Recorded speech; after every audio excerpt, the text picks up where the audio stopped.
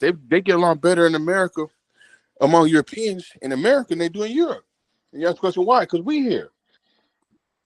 And if we weren't here, it changed the whole social stratification. You know what I mean? Who's gonna be the bottom of the pole? At one time it was the Irish.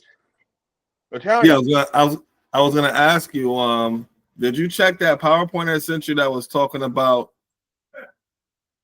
how many Europeans are actually like could be classified as American settler related versus how many are actual immigrants? Man, I need to check it out. But I ain't gonna lie to you because I'm on summer break now, so I got time, man. Oh no, time. I'm about to pull it up now. We doing this right now. Yeah, you pull it up. Yeah, yeah, pull it up, dog. Yeah, yeah, pull it up. That's why you on tonight. That's what we doing tonight.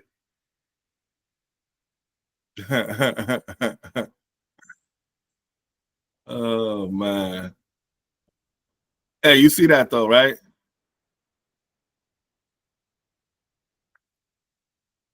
Yeah, I can see it. You be on TikTok, bro? I got a TikTok account, but I haven't.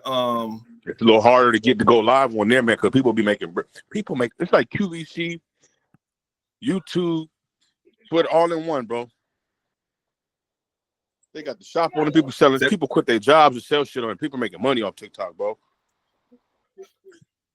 Well, I'm about to show you something bigger than TikTok. Come on, tonight.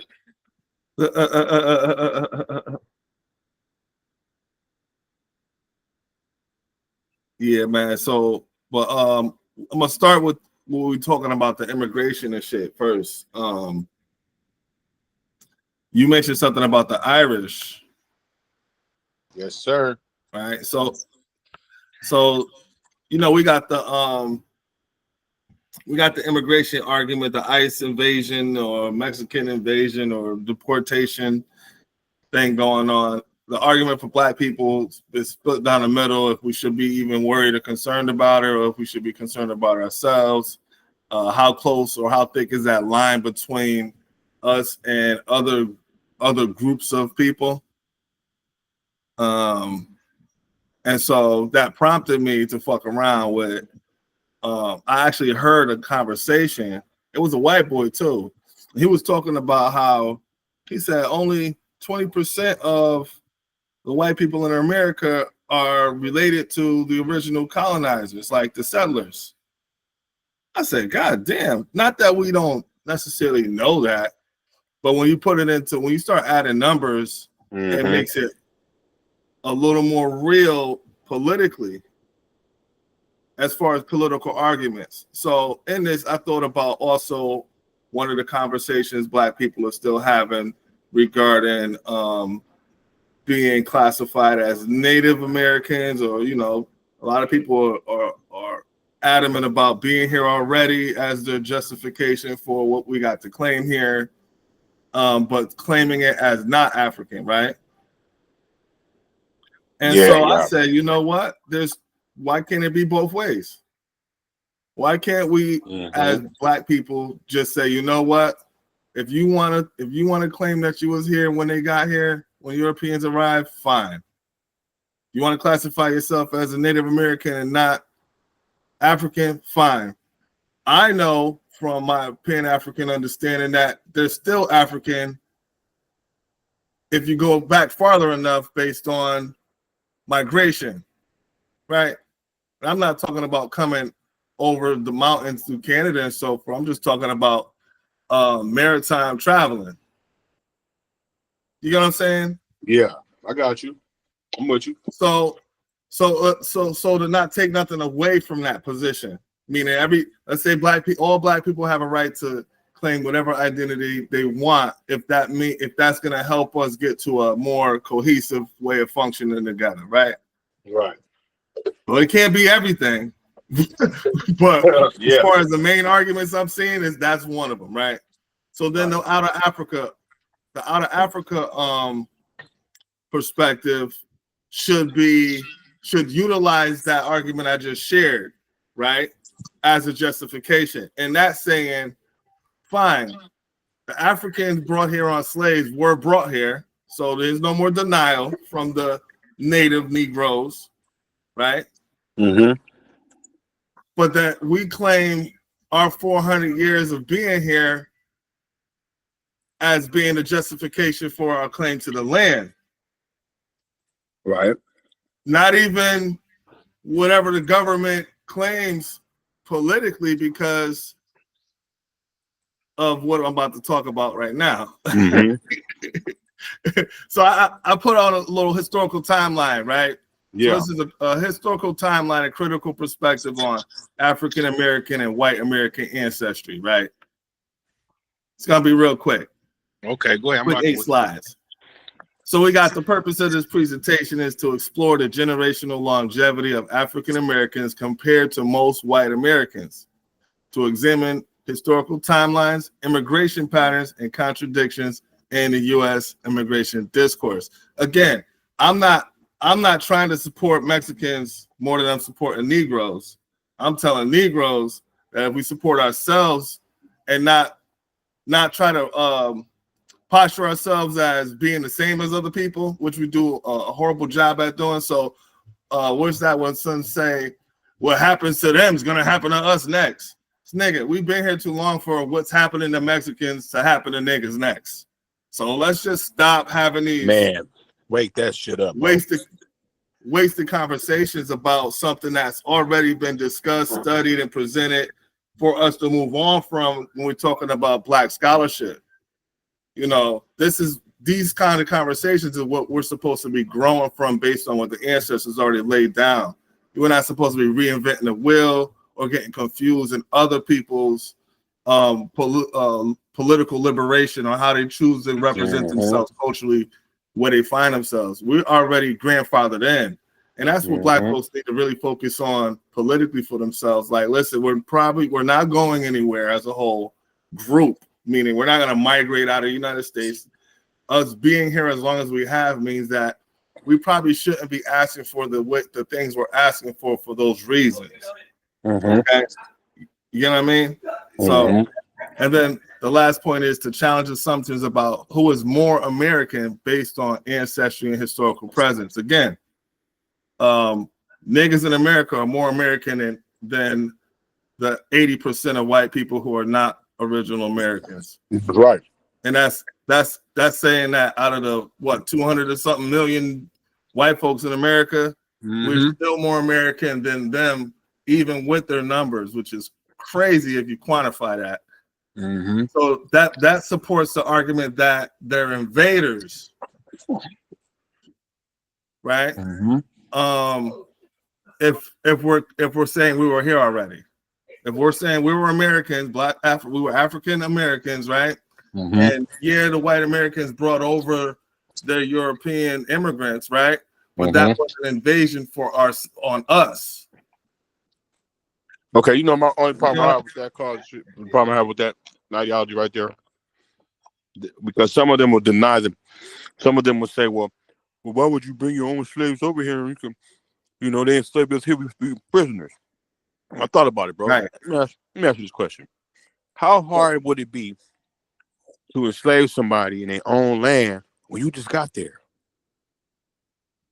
And see, ponder that notion, right? That's hard. Think about say that one more time for the record. Say how hard. Say that for the record. How hard would it be? How hard would it be for you to enslave a group of people in their own land and you just got there? They didn't even do it in Africa. They had the development of producing a slave was to get it out of its natural habitat and place it in an environment that you can totally control. That's you see the point I'm making? That's why they went so far away. To get it at the habitat, to get us away from our habitat. Now, isolation is the key to being able to reinculturate a person, or even a fucking animal into anything. Yes. Excuse my soul, but you know what I'm saying? Go with their narrative, right?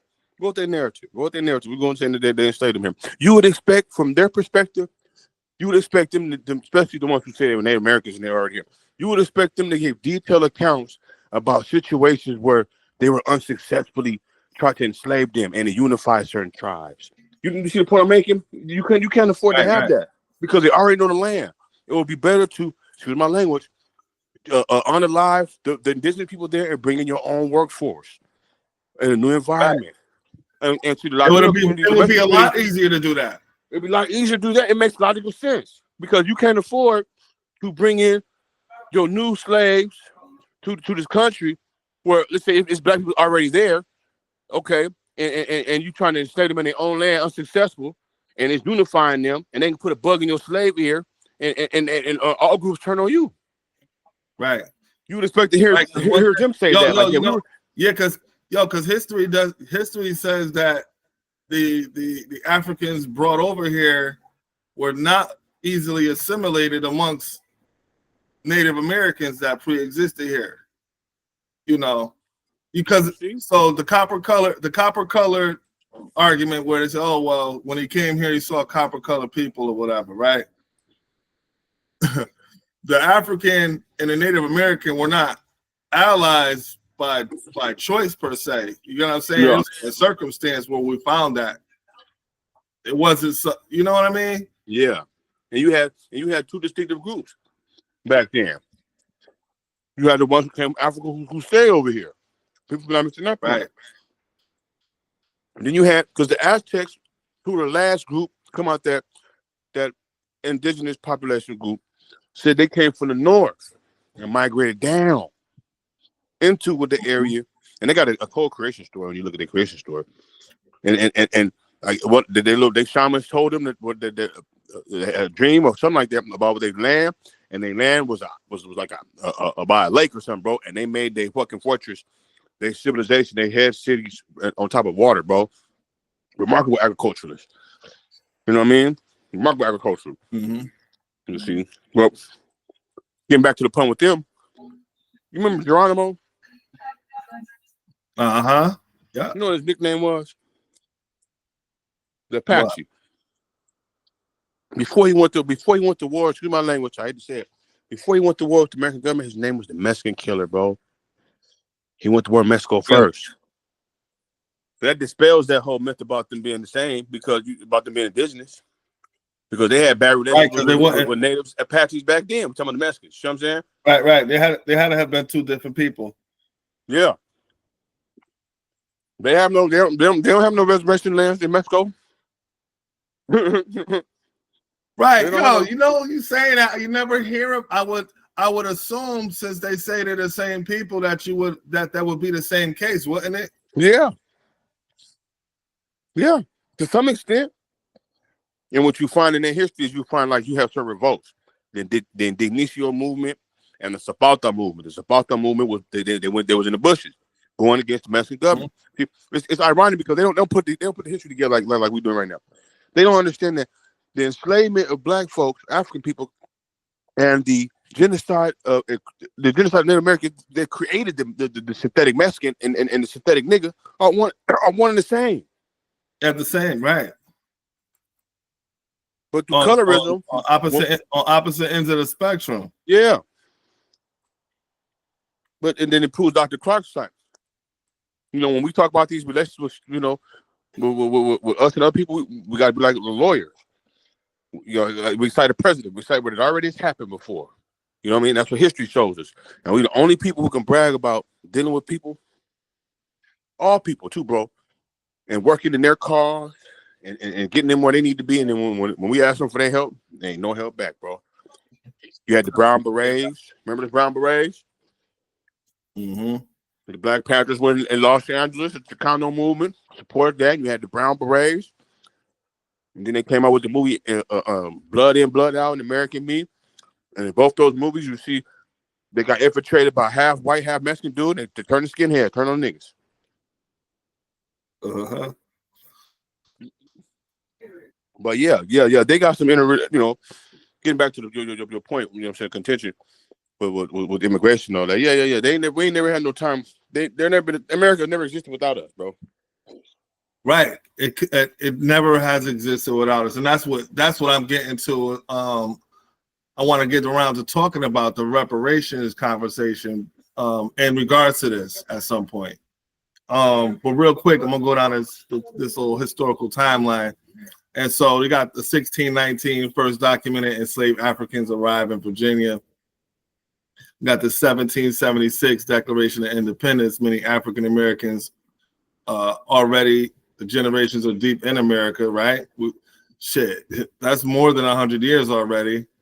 And then we get to the 1840s to the 1920s, it's peak European immigration. That's the Irish, Germans, Italians, Polish, Jews, etc. Right? And then you have smaller waves of European refugees and displaced persons arrive post 1945, and then today most white Americans trace their ancestry to 19th and 20th century immigrants. So their claim to fame as immigrants and in America is that their people got treated horribly by the descendants of the white colonialists at the end of the day, right? And so when they say that, it's automatically equated to whatever black people were going through at the time in America. So we was treated like we was niggers or whatever. So all right, I can't take. It's hard to take it as such, right? Mm-hmm. Go back to that point earlier. Meaning like oppression isn't equally distributed is what they leave out. And so their argument goes to it's often there's a level of denial. They'll say, oh, we weren't white. We had to go through some shit to become white in America. It's like, but they didn't denounce quote unquote white behavior or the perks that come with functioning as such in society. You get what I'm saying? Mm-hmm. And so another thing ignored is like your immigration was a form of welfare for you. So you weren't opposed to coming here. You get what I'm saying? Mm-hmm. There wasn't any resistance to you coming here to seek a better opportunity for yourself amongst people who look just like you, irregardless of what you ethnically might call yourself. Y'all all know you was white people. Mm-hmm. You know what I mean? And so when if we put it into context socially, the Irish, Germans, Italians, Poles, and Jews, they didn't function as equal to black people in this society when they came here. They treated black people like everybody that looked like them. Mm-hmm. But consider this angle too, though. Consider this angle too. Let me ask you this question: Would you agree that they all have different social, political, and economic reasons for them coming over here? Yeah, I'd say that's just from what they're regionally going through in Europe. Right. Okay. And whatever it is, whatever the turmoil is, people out there. I'm throwing a wrench in there for you. Ready? Mm-hmm. They must have been doing bad in Europe, right? And if niggas can do good in America, and I'm a white minority, I darn sure can do. But I heard exactly. I heard Judge Joe Brown break this shit down about the Jews and the formation of NAACP, and how the real thing was that they couldn't be treated near to any treatment of a nigga. They can't, on one hand, you can't be fully treated white, but you can't be fully treated like a nigga neither. Almost like Django, remember? And I think there's a Freeman. Remember that part in the scene? He goes, you want me to treat him like white? No, I ain't saying treat him like white folks. What's that slow kid? Yeah. So that created another dynamic. So consider if we weren't here, they would be in our spot. So they was doing bad in Europe among the European social ladder. You know what I'm trying to say? Right. They would play. Yeah, there'd be a slot for them to fit in and function. Yeah. It would just be like Europe, though. No, it would just mirror Europe. Mm-hmm. In terms of how it's funny because I don't know if you notice how European immigrant groups in America make sure it's specified that they are that here. Yeah.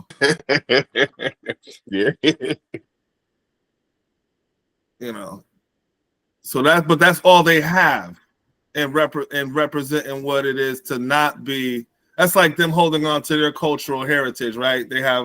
You still have Italian bakeries and Polish bakeries and German That's what meat Trump. markets Didn't and they Jewish remind Trump of bakeries. that? You still have Irish pubs and stuff, you know. Yeah.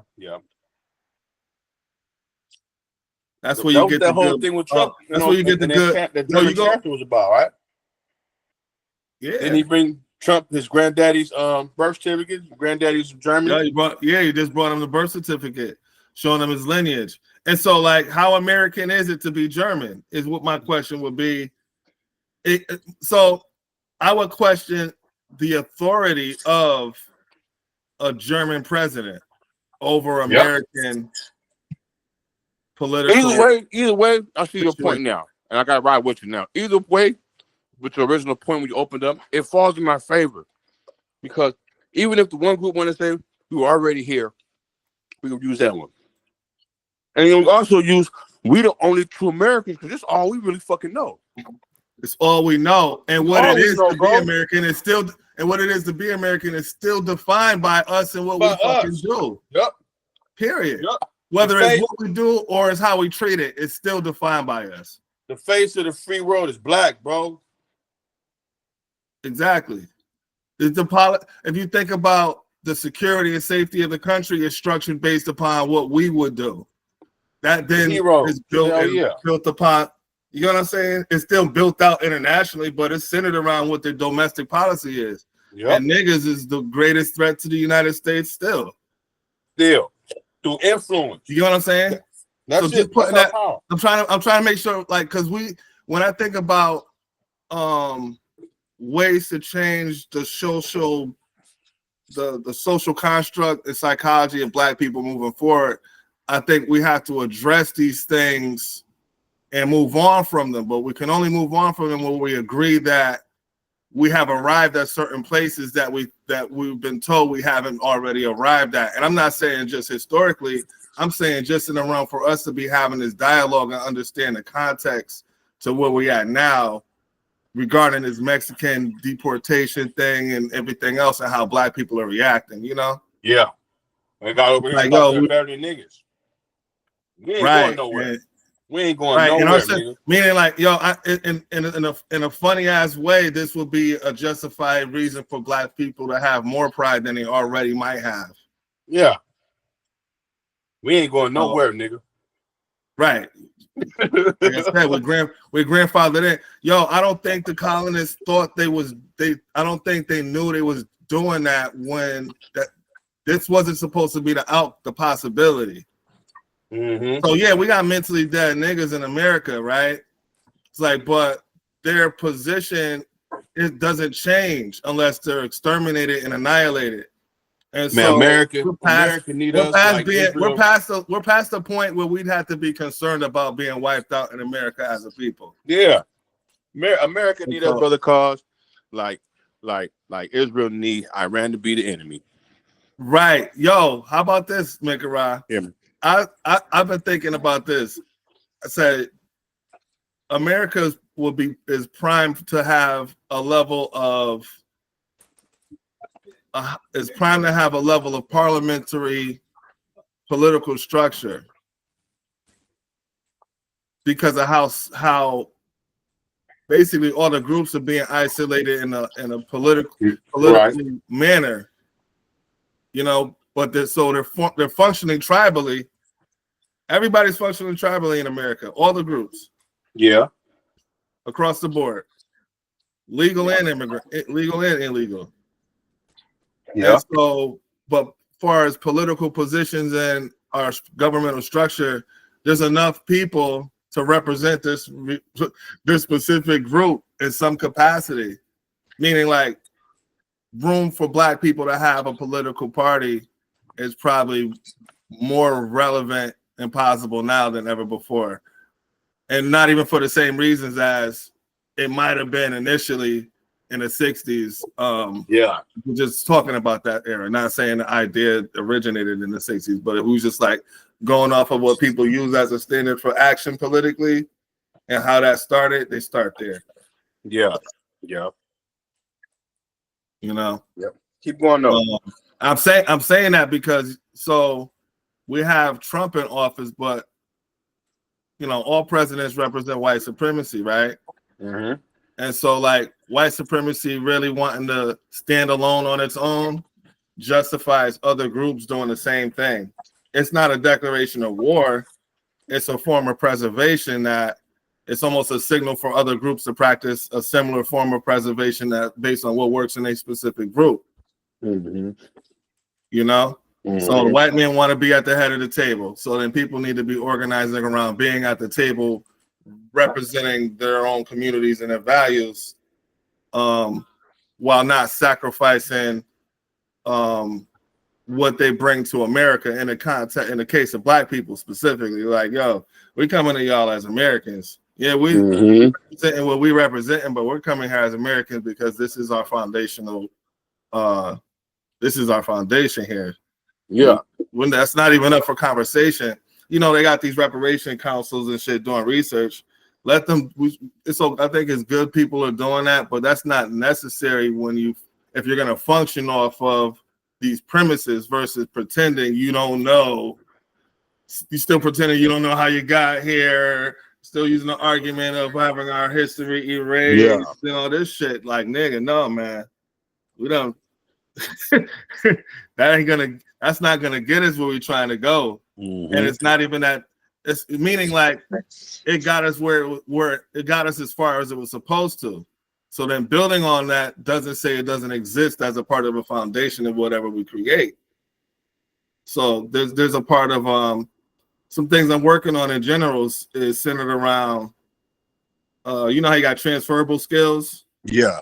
When it comes to your profession and so forth, doing the same thing with our history, and all of the different aspects of our influence in the world, transitioning that through time forward, versus isolating it in the past and having a conversation with it only as something relevant to the past that you can pull from.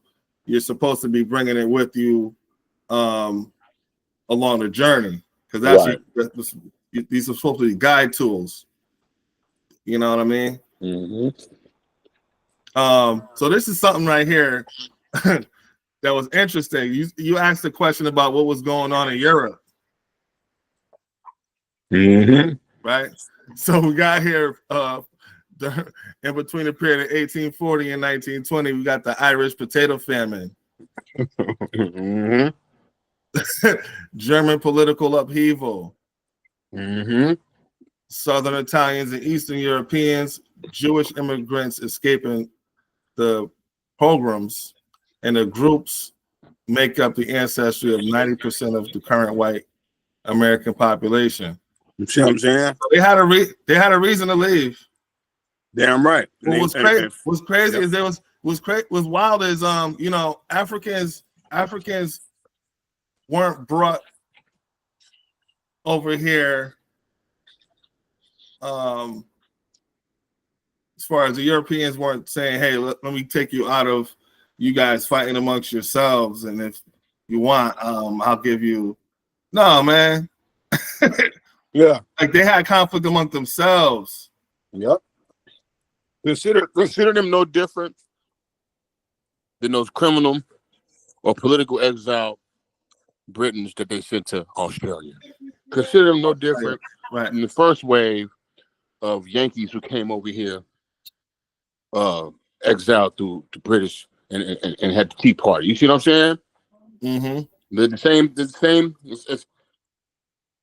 They're the people who you see that are outspread from colonialism, that have no status.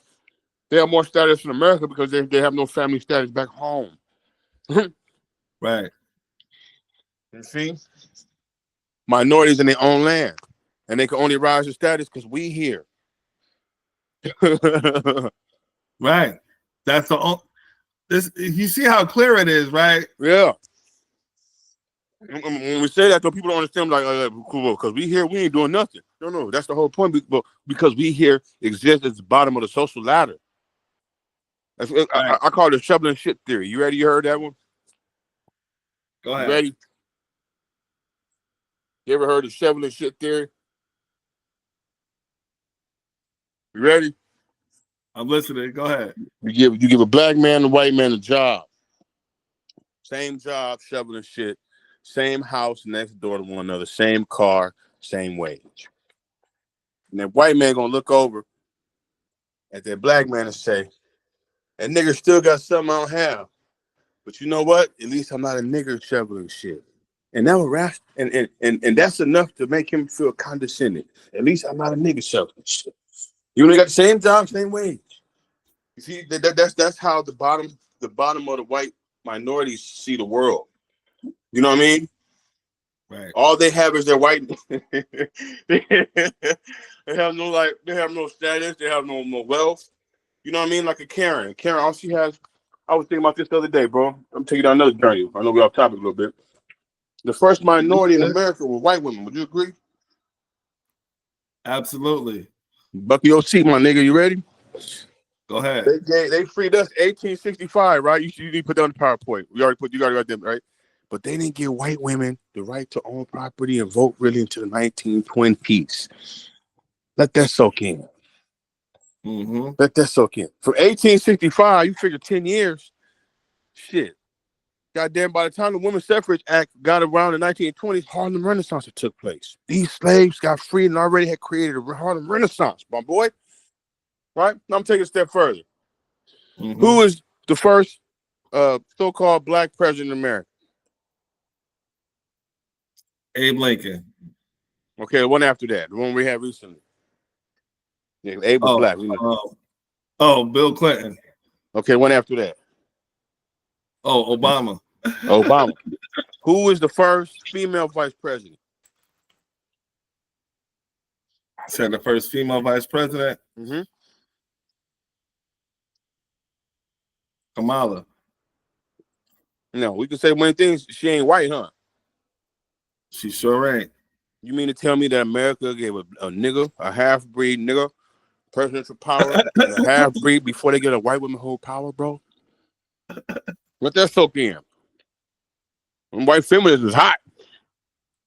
And our sisters are so lost, you don't even know that y'all have been worth more than white women since the plantation.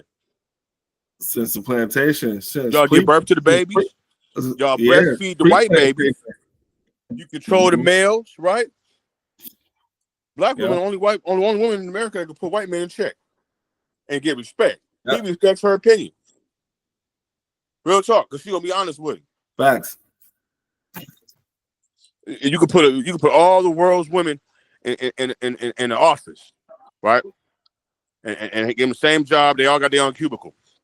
And let's just say Tuesday, the white boss decide he gonna give them a pay cut, and all the other women are gonna be talking. You know they're gonna say, "Let's go tell Keisha." He's gonna say, I need to go talk to Tom.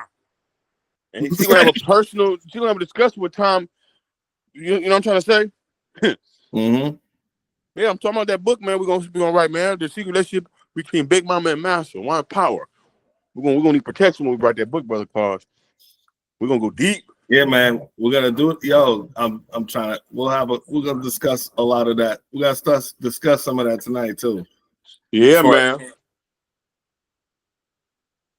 But yeah, let that soak in terms of who the first minority. They let you know again. They trust us over their black women, huh? We ain't going nowhere. We're gonna be here. Yo, we're gonna be here to the end if there ever is one. If there ever is one. They need us to get a life again, to make it believable, to make it achievable. Facts. We are the last hope of the American dream. Been dead. America's still fucked up. We're still the poster child of success. Mm-hmm. Them chains on. Keep them youngsters fresh, oppressed, high dough, but they image. True. Still got to lead in sports, right? Still got to still got to lead in world athletics and shit like that. You know what's funny is you speaking on sports. If you think about owners, right, in the leagues that run black sports, it's like they wouldn't do it if they weren't making money off of it. Facts. So we still affect the local economies of any city we're playing in. We're talking about the black athlete. Mm-hmm. Oh. But I love talking to you, brother Carlos. I just got an epiphany right there. Bro, you know, okay. You know how they always say, or we always look up, and there's no black owners in sports, right? Mm-hmm. And it's not the economic perspective. Consider you made a damn good point, right? If that's a form of their entertainment because they can control it, make money off of it. If Brother Carl's on a football team, a softball team, whatever, it wouldn't be fun no more. Now it's political. Now it's political, right? Now you're waging economic warfare. Now you're waging economic warfare if you do that. Thank you. I can't be a person and shoot niggas down, and Brother Carl's football team won Super Bowl. Right. And he just empowered, Yo, the team win the Super Bowl, right? The whole team black, even the kicker, yo. You see what I'm saying? They ain't having that. and then consider this. After your first Super Bowl, you decided to build a new stadium in an all-black town you created. You know what I'm saying? Man, called right, Kemet, right, you know right. What I'm saying? Called Emmett, right? Called Kemet, and you know what I'm saying? And you hired the local workers to build the motherfucking. You know what I mean? Right. Yeah, ain't having that. It ain't fun no more. Remember no, but listen, yeah. That's a part of this. That's a part of where this conversation is going to be going, though, bro. It's funny you brought that up. Yeah, you're gonna have a problem walking into your stadium, and don't let your stadium be cracking. Red, black, and green. Come on, man. Right, you see how I got the flag in the background? That'd be the damn the lobby. That'd be the lobby. Everybody want to sign with your team now, and you know what I mean. Now you're in bed with colleges. You know what I'm saying? Send them right. Oh man. It creates too much. Yo, but I'm not gonna get too far off real quick, but I'm gonna say this. Yeah. Go ahead. Stay on topic, bro. Stay on topic. I'm rocking with you. Go ahead. No, but I'm just gonna speak to that real quick. That possibility is no longer. All right, so we're about to enter an age of where you can combat bias by just not having to deal with bias. You know? And we just using the word bias and its effects on our people just for being black. So, you know, you can see it's coming before we see you.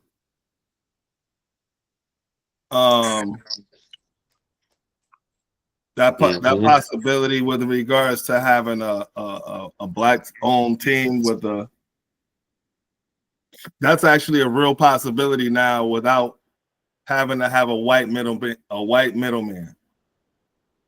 You know how when we're trying to achieve certain goals as black people, we know what we have up against us because whether we go through it, we've seen other people go through certain things when trying to achieve things systematically as far as boundaries and biases are concerned. So it's hard to be discriminated against if you don't have to deal with the oppositional factor. You know? Right. So one example would be, and this is the first thing I'm gonna say about it. I'm gonna get back to the rest of the slides, but because you use football, let's say you needed to talk to somebody to give you the plans or to create the blueprint for a stadium, or to source the construction companies that are capable of doing it, you know, legally, and you know what I'm saying. Most black folks don't know that information offhand, right? But could have a great idea. So traditionally, we'd have to find somebody, most likely a lawyer, right?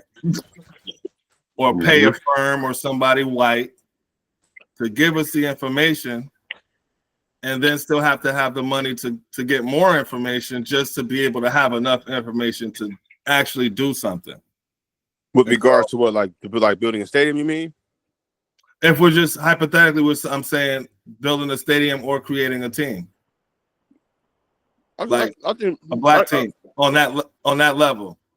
Oh, we have the capability of doing it. The logistics side of it. You know what I mean? Because we have a lot of black civil engineers, things like that, architects. They're just getting, yeah. Mm-hmm. They're just getting employed by, If you put it in the context of what we were just talking about, as far as we got the league and we were talking about the wealth dynamic and so forth. Oh yeah. Mm-hmm. The value and what would be at stake in trying to do something like that, based on traditional racial and business interaction with athletes and their value and what they bring, that would be like trying to wage war on them, right? Mm-hmm. But now we're at a stage where the possibility of doing that is there because the infrastructure exists. Like you just mentioned, a civil engineer, right? Black civil engineer, right? So now that exists with a level of, I don't want to say protection but I'll say autonomy. If you're trying to do it all black, you can do that. The same way white folks hire all Mexican. Yeah. You know what I'm saying? And the cold part, we could do it just like they did. We can have white folks help us in the beginning, and then we slowly cut their ass. Right. But but that would be more so contracting them versus being their customer. Yeah. You know what I'm saying? From the space of a customer, not equal. Not a shareholder. You know what I'm saying? Right. Usually they would be the go-to for whatever it is they offer. Again, because of the way the system is structured, regardless of the industry, when you're trying to do something, everybody knows, regardless of whom or what, when you're black trying to do something, you know and see or have an understanding of what barriers might lie to you trying to get it just because you're black. Meaning, how people got the credit right, got the this right, no record, no this, no that, no that, they got right, and still be getting rejected for opportunities and so forth when you're trying to work. Yeah, that's when you see that social political dynamic kicking in, where you got right. So but that's where the bias exists, right? It's systemic, right? Mm-hmm. It's people based, meaning like a person might not be a racist, but the policy that they're practicing in their position is. So when you're calling them to try to get a loan or a permit for something, it's already pre-programmed into the policy to know you're a nigga trying to do some shit. Mm-hmm. They're not racist, but the policy is systematically, right? Because it was designed by racists. The control mechanism and all that is bias centered, racial bias. And so I want to get to this real quick. We got the lineage. So we got enslaved Africans. We're revisiting this real quick. 1619.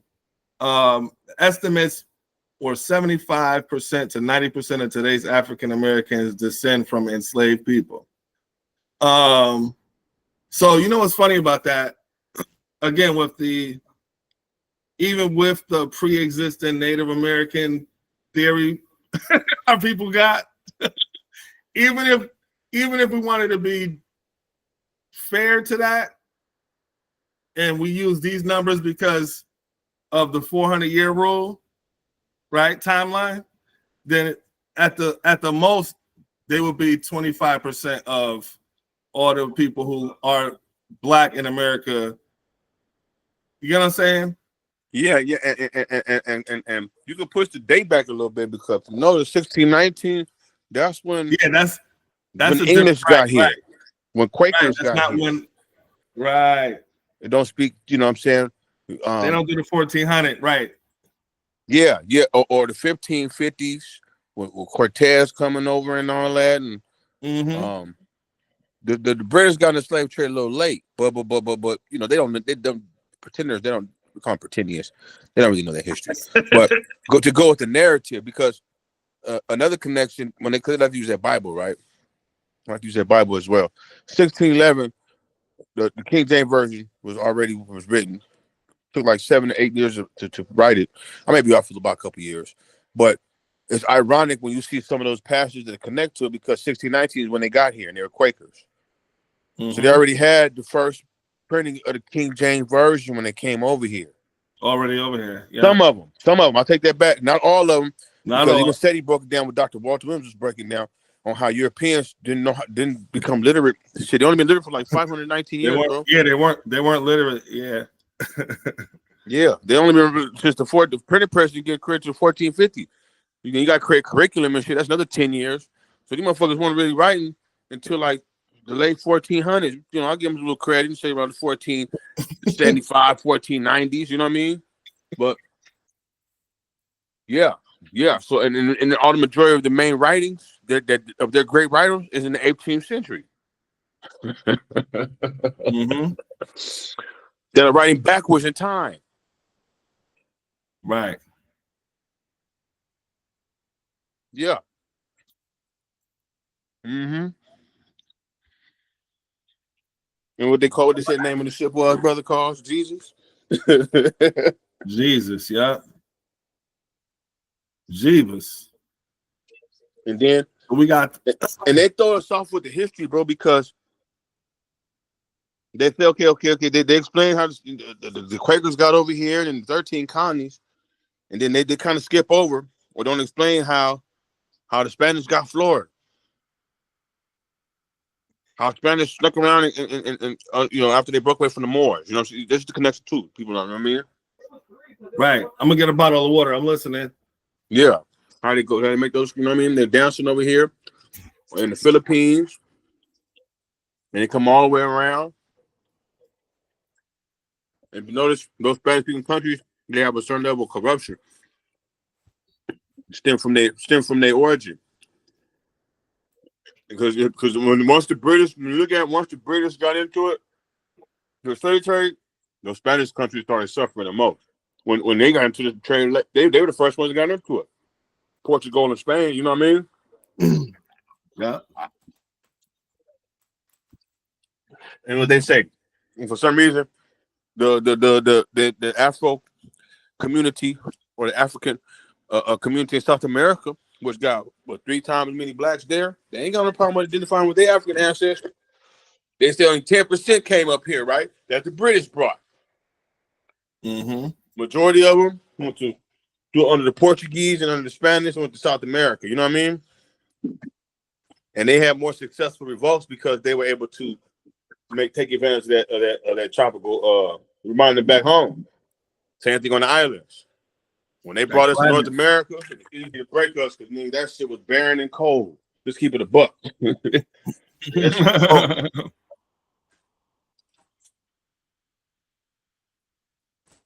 But we learned the land fast. Because I had a brother even broke it down. They brought certain Africans from agricultural regions to bring that knowledge of agriculture over here. You know what I'm saying? And they brought skilled workers over here, homie. Knowledgeable. Shit. How the hell they gonna grow some shit they couldn't even go in Europe? You just brought up the potato famine, and that was in the 1900s. Right. You know what's something when you're talking about bringing skilled labor is that's the and the other points right here. You got the centuries of forced labor is being noted, cultural endurance and nation building.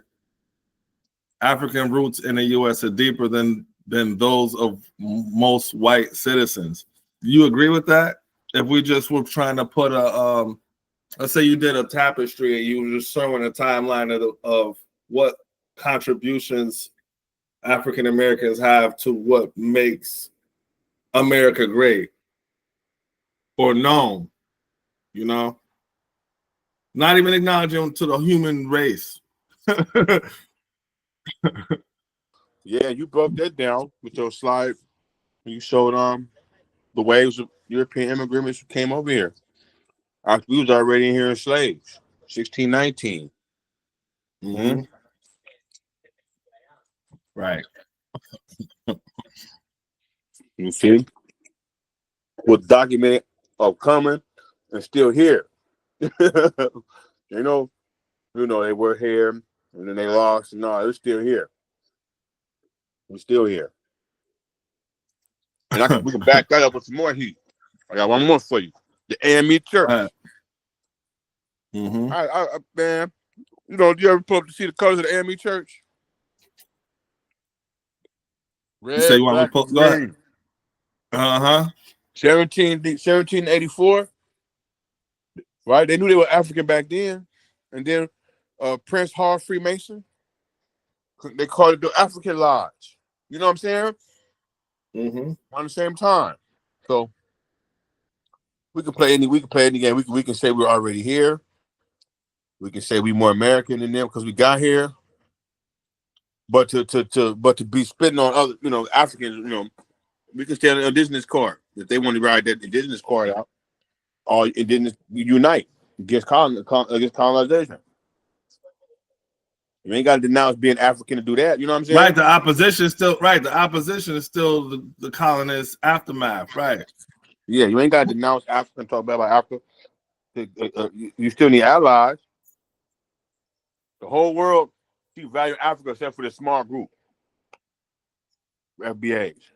Anyway, go ahead. So keep going, brother. Right. So you got the regarding the immigration policy right now, you got modern anti-immigrant rhetoric often comes from descendants of recent European immigrants. That's the funny part about Trump in his case, but then not even white folks that follow him from the Republican Party, but white folks in general. Again, if we're using the timeline of when they got here, then they're really just as immigrant as the people that just came over the damn fence last year. Mm-hmm.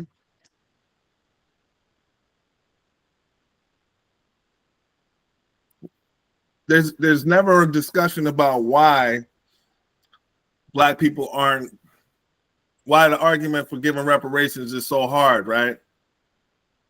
But it's usually white Americans saying on their end why we don't deserve it. They're not even from here. Telling you. You get what I'm saying? An immigrant telling you that. You know how, meaning like, you know how a person that's not a descendant of slavery isn't entitled to the benefits in theory, right? Right. So then why would a person who wasn't a part of the oppression have a say in what white folks owe us or America owes us? And you would think they'll make a distinction, bro. And you show the timeline where those, damn, that was a good point you made, bro.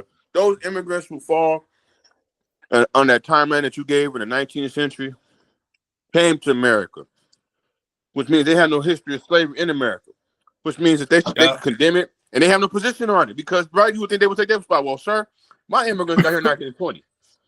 They ain't enslaved your people. All right, you cool.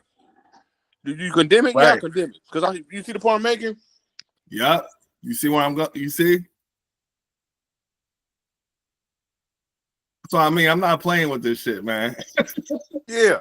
That's the point you made right there. But you would expect that right there. That's how they can distance themselves. Well, I don't feel they should pay reparations because my people just got here in 1920s. Okay, well, that's no position. But what about people who did? Okay, well, that argument's with them. I'm gonna let y'all handle that. Yep. And that's what I mean. Like, yeah, I'm saying, go ahead. Black folks got to move the conversation forward, so there's no more conversation. Like Dr. Clark and them showed us, y'all. They already showed us how to you know what I'm saying? So to win arguments that benefit us politically and economically and socially, we gotta present conversations that make it so that there's no conversation. Yeah, we should be past explaining stuff to white folks because those who make decisions really don't need to know the background as to why, as much as no more than what this presentation showed. Yep. As far as debate, you know, if we're saying like this argument would justify black folks creating a political party that would seek to provide fair and equal representation, then you have to have a justification to do that. And something like this in my argument would be a reason to do so. Okay. You know. Mm-hmm. Yeah, you on point, brother. You're on point. I ain't listening. White Americans are the shit up in the 1840 immigrants. You see what I'm saying? Right. African Americans did not immigrate by choice. You got to give Trump credit, though. What he said, though, he put Yeah, this in the built the context. country. He said, yeah, when he broke out the amendments, those what they were manipulating to take advantage of in terms of coming in and having babies was guaranteed for us. Yep. Those amendments, and they broke it down to protect the rights of the descendants born from ex-slaves, that they will be guaranteed citizenship. Not everybody else. Not you motherfuckers crossing over here. So we ain't going nowhere, nigga. And Europeans better be. And you know what's wild is the European immigrants need to be the ones concerned more than niggas. Man, we're gonna bring up that conversation, the aging population. I was talking to my mama about this morning. You hear me? Huh? The word aging population. The situation of demographics where you got more adults than you got kids. Mm-hmm. That's what's going on with Europeans right now. I think and Sadie was breaking that shit down too. I think the average age for Europeans in America is 40, bro. What are you saying, McRaw? I'm saying that there's more adults that are 40, bro. Type in the computer, bro. If you got a computer, aging population. Yeah. They dying out. They ain't making no kids. That's why that whole abortion bill, that was for them. Right. They numbers. You can almost say to some extent we poor because we have kids to take care of them, but to secure our future. They ain't having babies. They may have one or two. They ain't doing like the baby boomers. The baby boomers was the most successful generation of Europeans that I would say that was making, having big families. You know what I mean? Absolutely. And they still hold, and whether it be black or white, they still hold like 75%, especially in the black community. The black baby boomers still hold 75% of wealth, bro. Facts. My dad even told me, he said, the wealth transfer is happening, but you know what's I'm gonna speak to this very, very loosely because I have a whole nother conversation to have on that at another time. But but the wealth transfer from the boomers, and when we was putting it in the context of black people, the black boomers are passing down what they had to their Generation X children.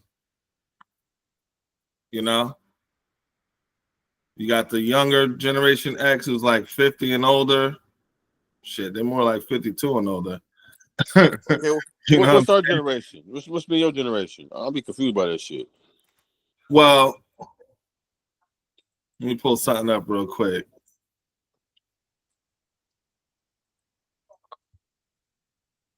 Yeah, them 80 baby. You them 80 baby. Yeah, you getting up there too though, man. There's a specific. There's a specific one for us, and you might fit in there too, and you'll know the difference. We often talk about like people born in the early 80s are different than people born in the mid 80s and the late 70s. Okay. Specifically 1980, 81, 82, and 83. Those 3 years. We're talking about what happened in those 3 years. I'm gonna share that with you real quick. It's another in between. Yeah, because they got the millennials. We not millennials. I know we not you're not millennials. Well, no, there's a term. Okay. It's in between we're called no. There's another one. Between Gen X and Gen. There we go. All right.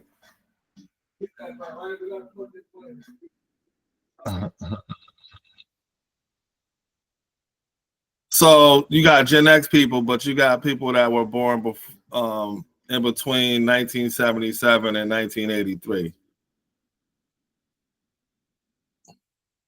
Okay. So those are people who were born at the start of hip hop and the trap of crack cocaine specifically. And what they call them? What did they call them? Exennials. I don't even sound. I don't even remember. You Exenians? That'd be great. I thought we was generation. No. You know how they got millennials. So it's like, right? It's like zennials. Zennial. I don't remember them shit. shit like Yeah. you got Zennials. No, it's a new term. Yo, no, to be on some real shit, it's only been out a couple of months. Okay. Yeah, it's not a new term. It's not an old term. But the reason why is because if you know, I'm about to be 43. We're the only generation who has the memories of the past. Yeah. And the modern familiarity to interact with modern technology and how the world changed. Yeah. This is really our time. Our kids have no memory of a time that wasn't there because they were born immediately, like what, in the 2000s, or mine's 2001 starting. So they don't know what the world was before then. But we birthed these children. Yeah.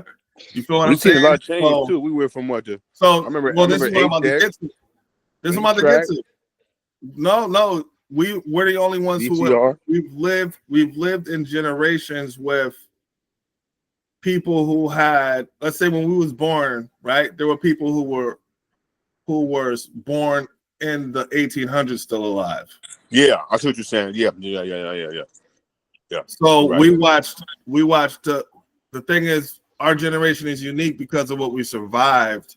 Not that every generation doesn't have something they survived, right?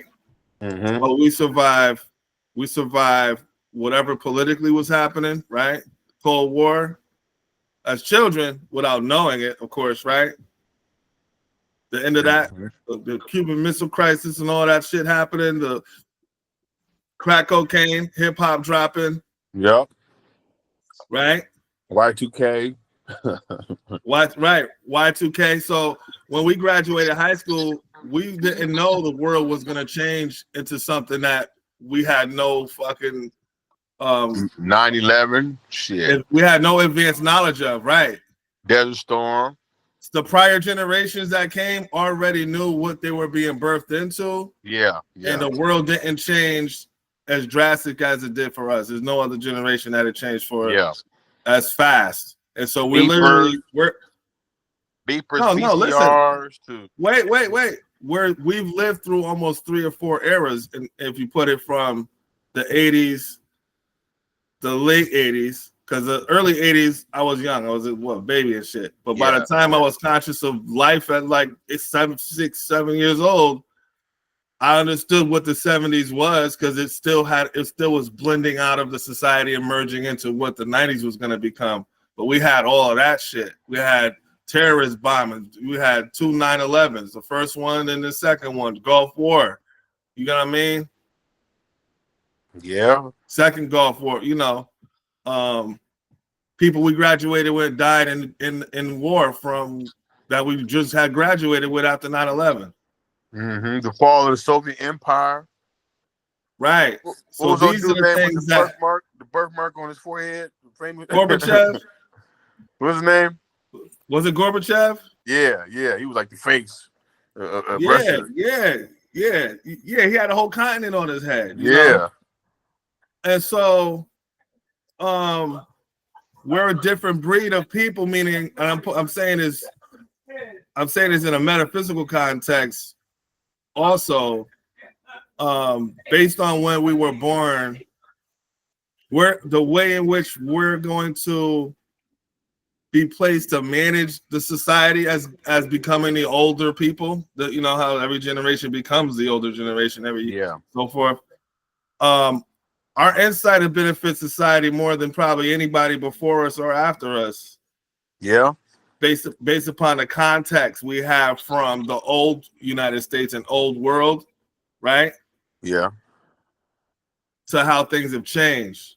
Meaning, we know, although our kids are into tech, we were the first ones using it. So they don't know it more than we know it. They're never gonna know it more than we know it. Yeah. You know what I'm saying? Yeah. And so that You know what I mean? Yeah, kids like playing games, but they never be as ill as we was on Super Nintendo and Genesis. Like it don't even matter what the fuck what kind of whatever you put them on now. That you know, Call of Duty's one thing, right? Yeah, hey, funny you mentioned that. I'm finna go pick up a I came up on an old Street Fighter 2 arcade, the full arcade one. You know, what I'm talking about, the one at the donut shop. Oh yeah, let me get it for $100, bro. Ooh, the one you put the quarter in and everything. I've been looking. Yo, it's so funny. I've been looking for. I found a vintage spot that sells them, man. When I get me something bigger, man, I want this. I need the Street Fighter. I need the Street Fighter Alpha or Marvel vs. Capcom joint, man. Yeah. Like, oh my god. It's just the regular Street Fighter 2, the one you can do the guile glitch on it. The official joint. I already know what you're talking about. Yeah. Yo.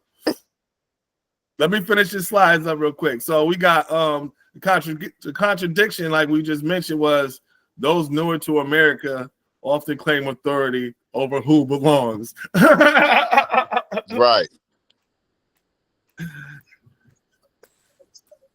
That's crazy.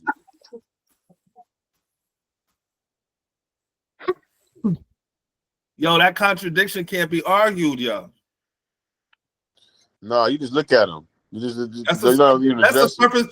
a surface level enough argument for someone to not be accusing you of reaching. You feel what I'm saying? Because white Americans claim their immigrant heritage. They don't deny it, just like they don't deny their whiteness. You know what I mean? Yeah.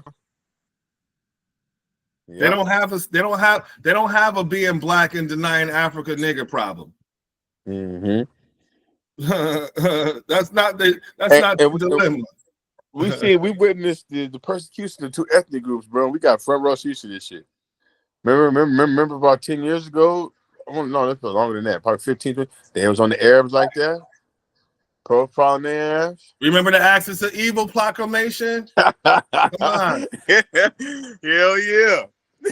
Iran was supposed to be the last one, right? Hell yeah. Iran was supposed to be the last one taken down, right? Yep. That's what it's like, wraparound service. You're supposed to do them and then, yep. And the reason why you can't fuck with North Korea right now is because they got Russia backing them. So, shit. You gotta leave these motherfuckers alone. The BRICS movement is still alive. They got to pretend, hey, the United States got to pretend North Korea not there. Yeah. They can't fuck with them motherfuckers, man. And Trump, the only white boy that respects that. Yeah, he respects it. Hey.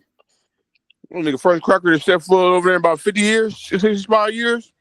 You know what's wild? You know what's wild about being politically ambitious on an international level. Again, we've lived to see these things play out. Mm-hmm. And so we're at an age of action, meaning we could speak to these things in ways other people can't because they don't have the context. Meaning we're the last generation of people who actually read books because we wanted to. Yeah. You know what I'm saying? We'll still hold on to books. Right. Writing books. Fucking, like we. Mm-hmm. And so when you think about the international political ambitions of like a Netanyahu, right? He uses the language that they got in the Elders of Zion book. He uses that language publicly. Like that, he uses Zionist language publicly. You seen that documentary out on him? Yeah, I've seen one on him. I don't know if it's the same one. He went into his background, his relationships. Oh, Candace Owen didn't have some and I think she did well. She chose a little white dude on her shoulder to go over it. It was the way they can attack the because they're gonna get him for being anti-Semitic. But they came out and they don't want nobody finding out about it. I watched it briefly right when I jumped on with you. I was watching it. I need to check that out. Yep. He's been like acquitted for like 6, 7, 8 different times for different crimes, bro. Corruption and shit. And oh yeah, I've seen something more so on that part. with that, and then like the documentary I saw had more to do with the local sentiment of the people of Israel regarding Netanyahu. Yeah. Okay. Go ahead. Yeah. How they're kind of split down the middle. You got Zionists and you got Orthodox. You know, and he's just adamant about his own perspective and vision for Israel. What's crazy is if Israel was an island that was only 2 miles long, or 2 square miles rather, he would still try to function like it had the right to control the world. You know what I'm saying? He's got a manic type of ego. He's gonna be their fall guy. Huh? He's gonna be their fall guy. He's gonna be their fall guy, but he doesn't have a problem with it. You know, he reminds me of, you know what's wild? You know what I compare him to? I compare him to is a radical Islamic martyr that gets you know how they be bombing them and they home and shit, or have a drone go to assassinate them and shit. Yeah. He's got the of the ones that be, you know how, well, they don't have them no more, but you know how they used to have those videos with them making proclamations of hatred and shit against death to Israel. Yeah. He's the Jewish version of that. Yeah, and you remember people forget about the history.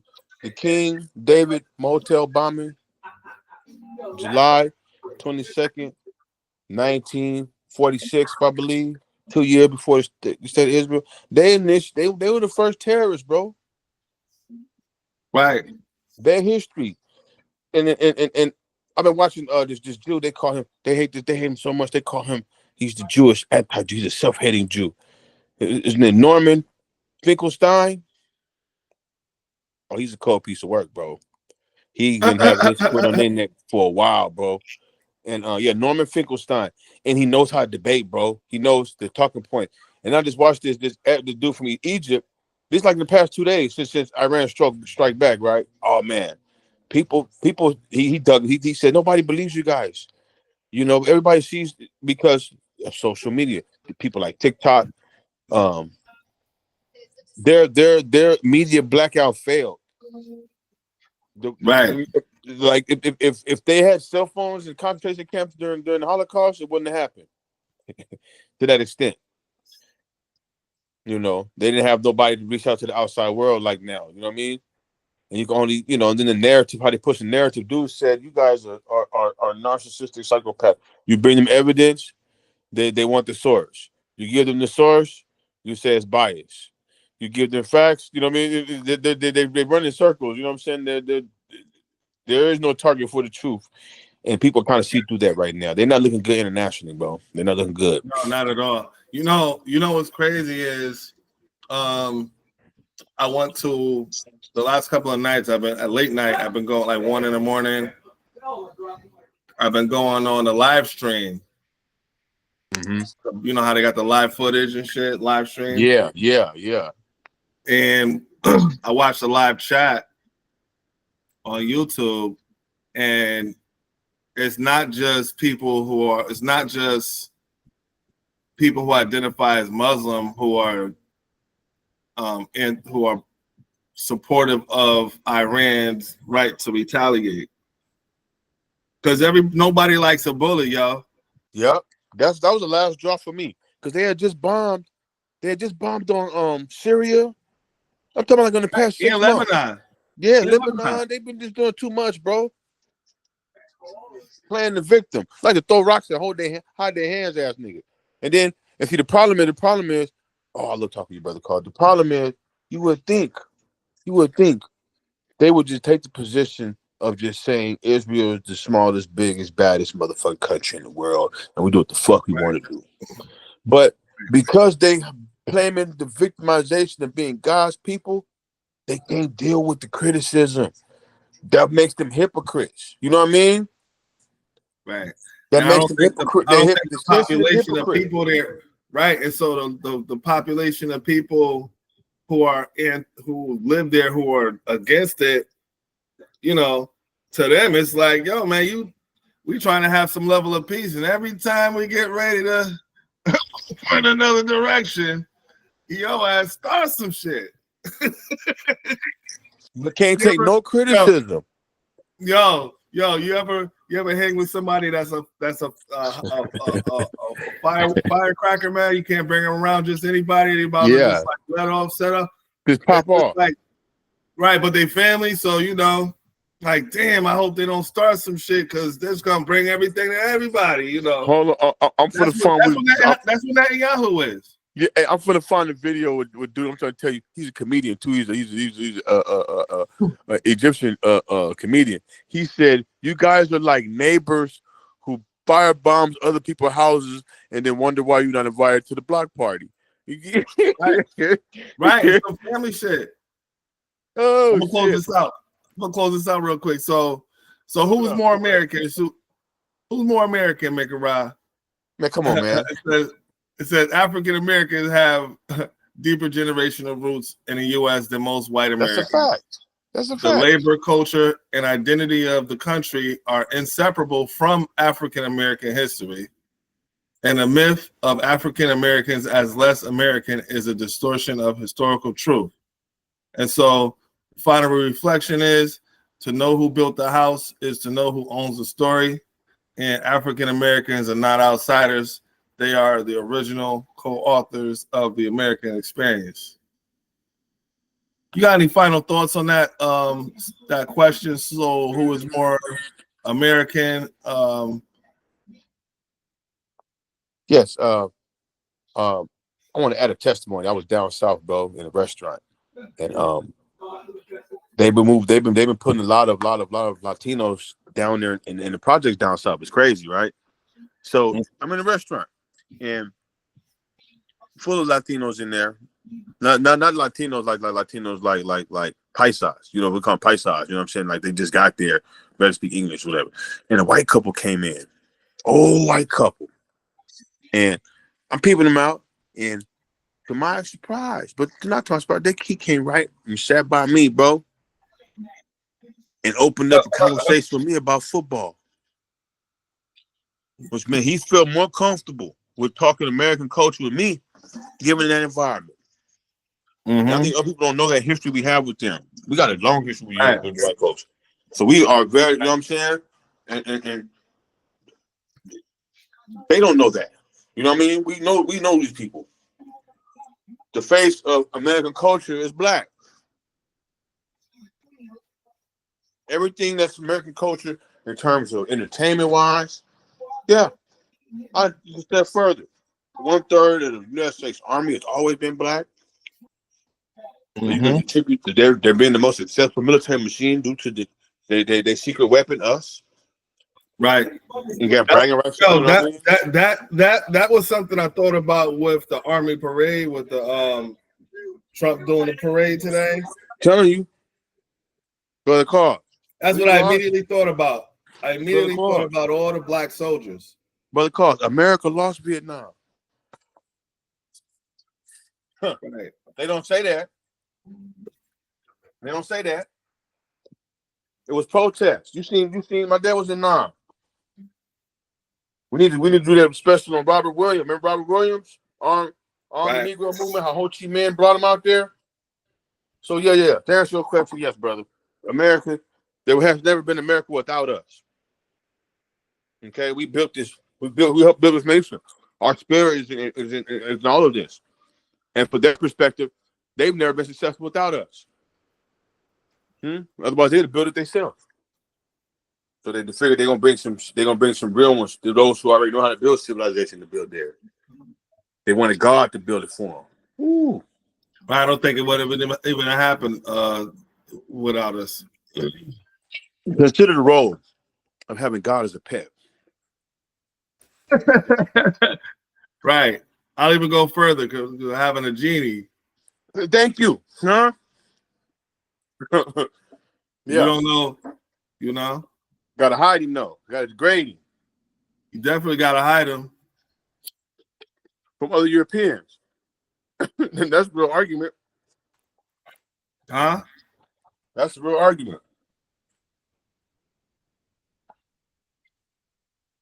Yeah, man. You can't get another African like us because it took time and history to produce us to beat the level we are now. Right, but you know, the thing is, they got early results. You know, if you weren't getting results, you switch up like you did with the so-called Native Americans as far as that story go. Yeah. They said, well, it wasn't that they weren't. How you going to slay somebody in their own land, bro? Huh? Right. They know the whole region. What you gonna chain them to? You gonna chain them to pick the cotton because they know the terrain? I remember there was stories of history I used to hear when in the first wave they came to Florida or whatever.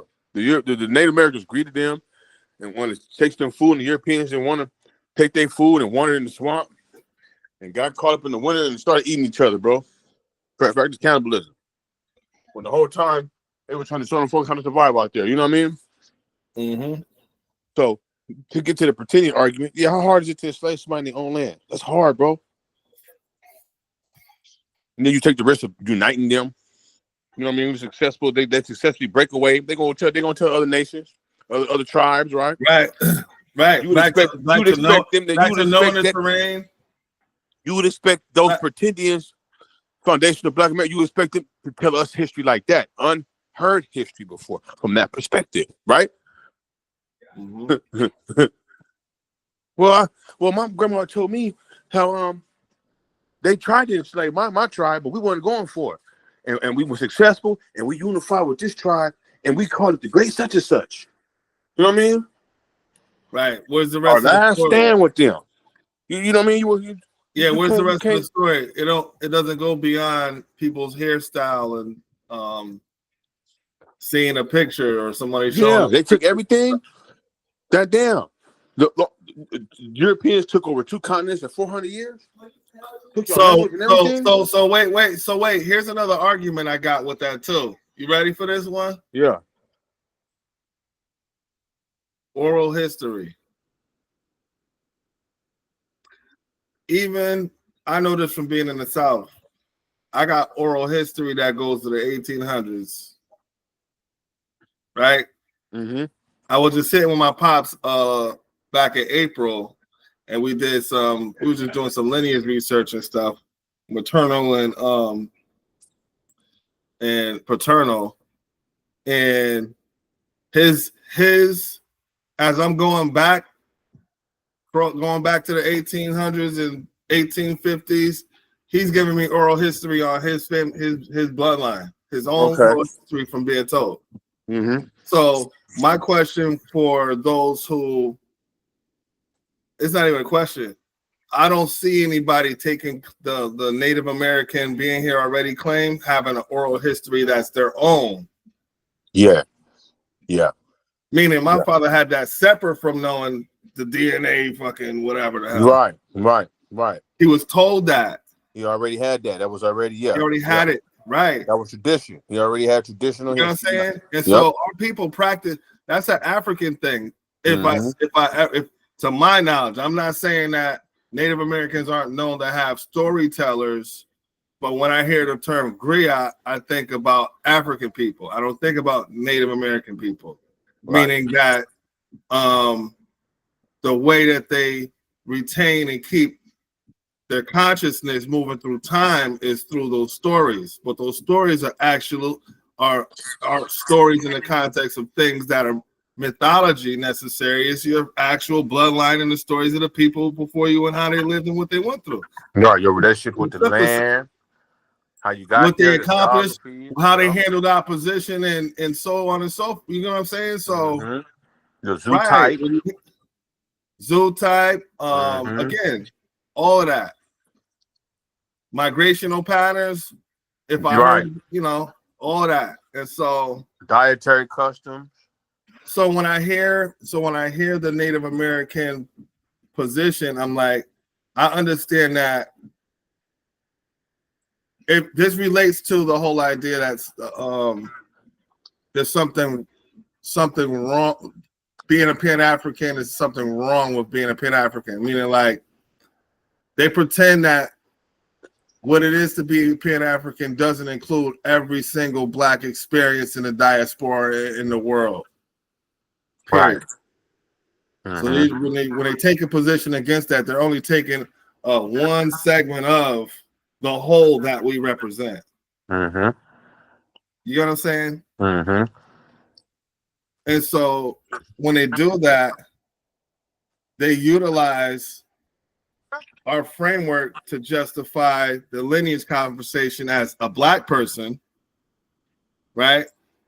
But then they cut it off or try to blend it with a Native American backdrop based on their own theology, and it's like that. It still doesn't work historically. And you ever hear? Yo, that's what's wild. African American can trace their history back 400 years in America, right? Yeah. But I haven't met a more who can trace. And you already took the words out of my mouth, bro. I was like, I'm finna get it. Because that's where they get that rhetoric from. That's where they get their rhetoric from. That's their source. Because they go in Atlantis. They don't even know what they're doing, though. And you know exactly who they're talking to. I do. You do too, huh? You can tell they get their information from, huh? Yo, where else are you going to get it from? Egypt is over here in America. Where else could... And America older than Africa? You been hearing them talk, bro?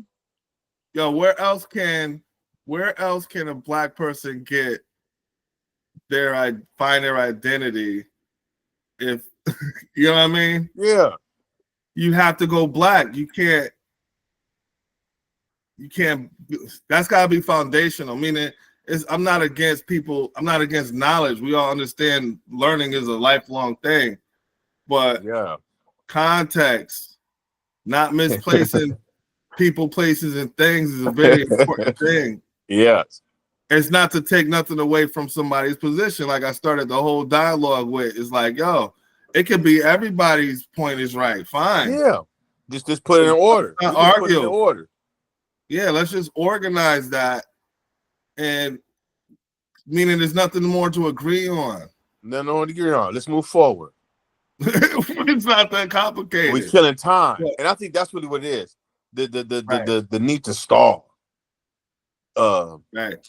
That's why there's nothing more to gain from the arguments that have been had already. That's why my target audience has changed, brother. Cause it's the youngsters, man. Right. Real talk. And they take to it a lot differently. They take to it because they happy you acknowledging them. Hey, you know what I mean? And I'm gonna tell you about the power of an idea. We're talking about the last time I think we were talking. I've been putting, you know how they say stay away from people with low vibrations? Yeah. It's a 12 Oh, yeah, we were building on that. I remember that. Yeah. The transmutation of perpetual energy say that a higher vibration will always change the nature of a lower vibration, right? If you understand how a person understands information, you can always make it your business to have more of an impression on them than they have on you, in the positive light. You know how they receive the information. You know what triggers them, but you're doing it from the perspective. I'm not trying to get over on you. I'm trying to drop some jewels, and you find that to a youngin, giving them purpose, slowly chipping at them, slowly putting an idea in their mind, like Inception type shit. You know what I mean? Yeah, and from a teacher's perspective, you know what I mean? Yeah. Anytime they're around, and they think we just smoking weed and we just chilling, or this is a different conversation. Come with this blunt, homie, and they're gonna take to it. You know what I mean? Right. You know, because you're being very skillful, very mindful. I like to use villains from comic books and shit, and you look at the most powerful villain, Joker, and one of his gifts, I think he can turn anybody out to an idea of madness, right? Mm-hmm. The Joker get in your head, right? Yeah. Yeah. And he's doing it from a malice perspective. That same power exists on the opposite end. You know what I mean? In terms of inspiring, inspirational. You know what I mean? Mm-hmm. Motivating. And it's the youth. They deserve it more than Frederick Douglass said. It's easier to repair. I mean, it's easier to raise a generation of strong children than to repair broken men. And man, brother Carl, back in the day we used to argue with grown-ass men, man, broken men. All day, man. Debating. You know what I mean? So yeah, the youth, man, feeling privileged. That's why I'm happy you got your curriculum wrote up. You know what I'm saying? And we finna format that. I'm in this, the area where I'm teaching in my community and whatever. And we just need to get some parents to get on board, trust with their kids. That's how community gets started. An individual has no political power. An individual has no political power, only a fucking opinion. You know what I mean? You can't say because you doing you. We talking about a nation, and our colors is right behind that brother right there and on this hat. You know what I'm talking about? You was rocking it for a while, brother. Forever. Yeah, so yeah, we got front row this... tickets. They panicking like a motherfucker. Yeah, how's that going, man? You want to give me a I've been avoiding. You want to? But no. Wait. Before you get started, let me make a request. Yo, because let me get a feet on the ground perspective from being on the scene of what's going on in Cali. Just your perspective again, because it's the same thing as like if there's a fire across the street at a building or something, you see it, so it's your neighborhood. But so what would be your observation of what's going on in your environment out there? Now that first day that they first got on, I didn't even know. That night they turned up. So the next morning, my man called me up. He had just got in town from Dallas, flying in LAX. He's like, you know what I'm saying? I'm like, shit, I'm finna go to my boy. He having a little party downtown. He's like, nah, that ain't where you want to be, homie. I'm like, what you? He said, man, they there turn up. He just left from LAX and drove through downtown. I checked the news and shit, man. They down there tearing shit up. And that shit was kind of weird, bro. Because who take the time out to set that many bricks by fucking freeways? You know what I mean? That's crazy. And then I'm hearing people, that shit was kind of like it was look. Oh, like a skid of bricks? You mean like a pallet of bricks? Bro, yes. Who the fuck? We ain't talking about rocks. We're in the inner city. Oh, like you about to have a what is it? Are you about to have a damn brick building competition with masons? Brick mason competition. Yeah. No, they were dropping them. They were throwing them at the cop cars. They blocked the whole city. What is what freeway was it? God damn it! They shut down a small piece of a freeway. I think it was 101. I think, if I ain't mistaken. Yeah, they shut that whole little shit down, bro. And yeah, and they were throwing fucking bricks from the top part. You know, you overlook the overpass. Cars are on the freeway. Mm-hmm. They were throwing bricks at the cop cars, bro. I question where the fuck they getting these bricks from? It's in the city. And then I have this all theory too about agitations that they be using. You know what I'm saying? They're no different when they talk about their counterintelligence shit. And them be fucking antagonizers, bro. ISIS, absolutely. All them motherfuckers CIA agents. Just in, you know what I mean? They enhancing radicalism in the crowd, with the crowd. They're with the crowd. You know what I mean? So hell yeah. There's those. Right, there's funded nonprofits and NGOs and stuff that given the international threat of ISIS coming down there, and then the response they were getting of violence. Hell yeah, Trump was right when he did that shit. And all they did was prove their motherfucking point. You have Mexicans that was mad about that shit. Other Mexicans, they didn't like that shit. It gave them a bad reputation. Right. It was a question. So you mean to tell me that you're proud of Mexico, got Mexico flag, but you don't want to go back to Mexico? Like, you know what I mean? Well, that so even that celebrating being here illegally. Well, no. Even that speaks to.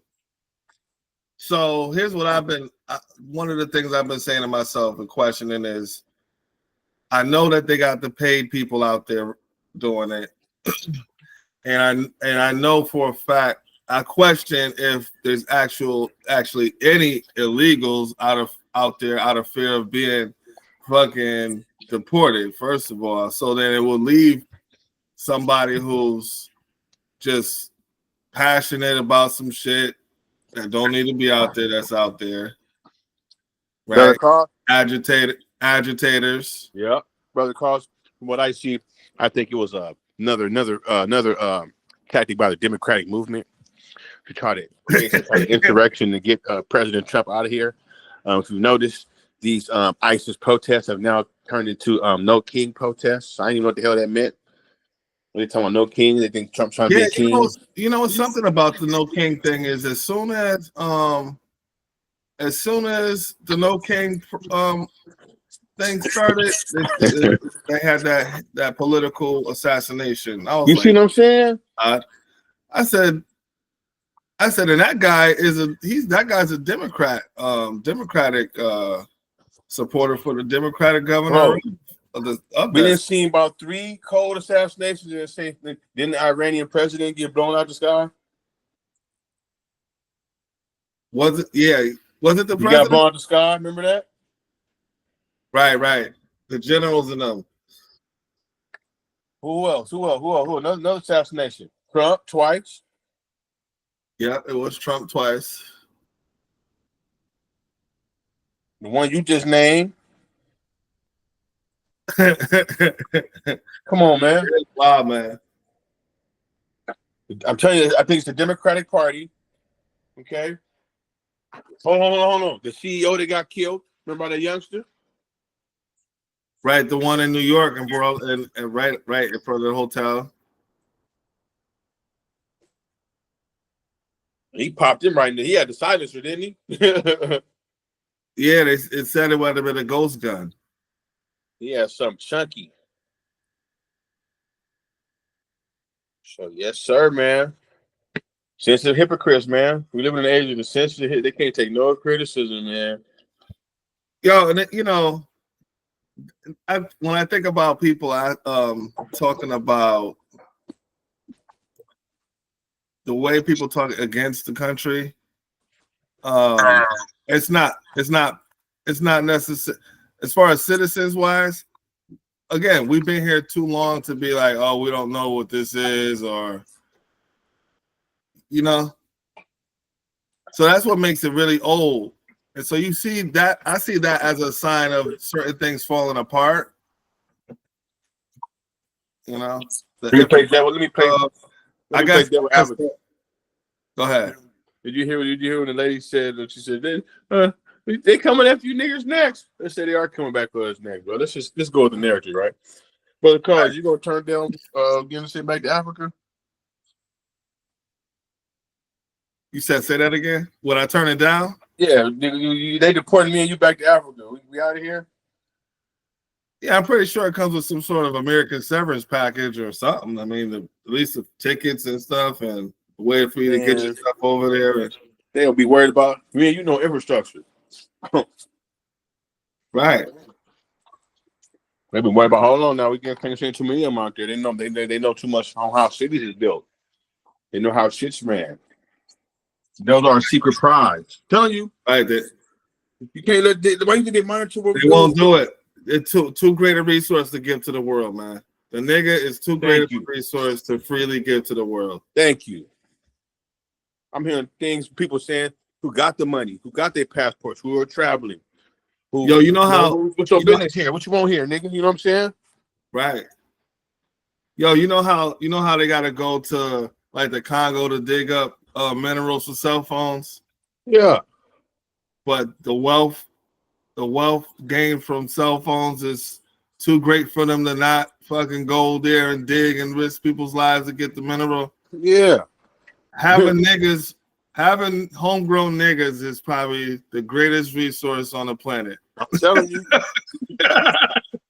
you. Huh? We promote their culture. We give it work. We give it value. We give it value. Well, even when they don't value it. When they don't even value it. You know what I mean? We work honest magic. My working miracle that way. Something. Honest magic. Testimony of our nature. Some lucky motherfuckers. I want to keep the motherfuckers around me. And how about this? How about this? What you speaking to?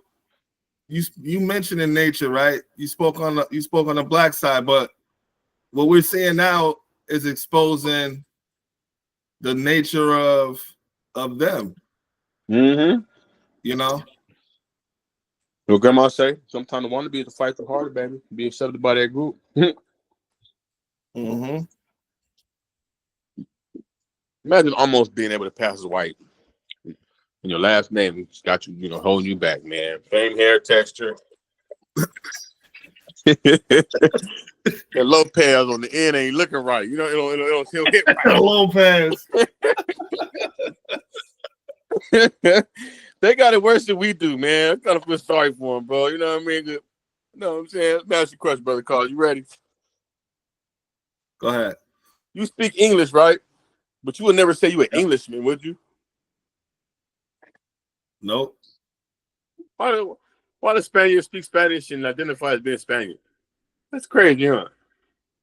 Well, they love the European father. There you go. That's a bloodline. That's a bloodline assessment is what I would make for that. Right?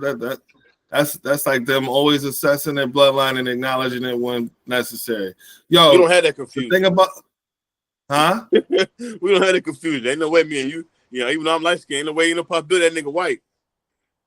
Well, yeah, that's the thing about the Lopez. You mentioned in the Lopez thing, like,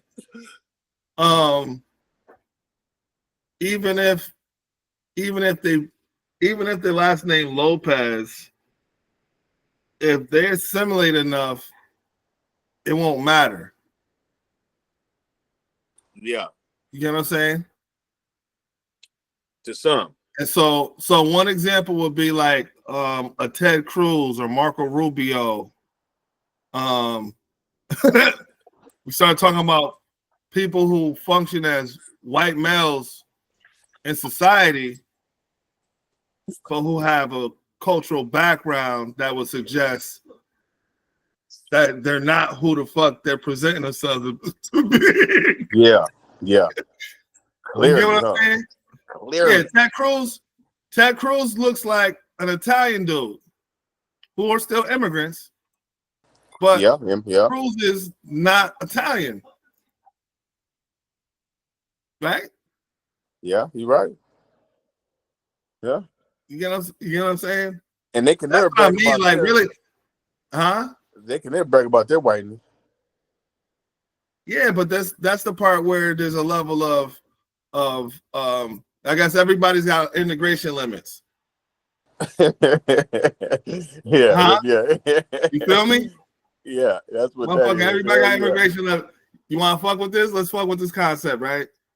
Everybody got immigration limits, Niggas' immigration limits is based on their color. Yeah. So you can do everything that everybody else do, but your color is still gonna be the thing. You can't bleach your skin enough. There's no fucking way around it. I know. You see it, and they doing it in Jamaica, man. Right. International news where the lady. Right, but they don't get no opportunity. It's not increasing their opportunities. Yeah. And so over here, then you got what? You got Asian people. What's their limitation? Is that they're Asian? They can't change or modify their phenotype enough to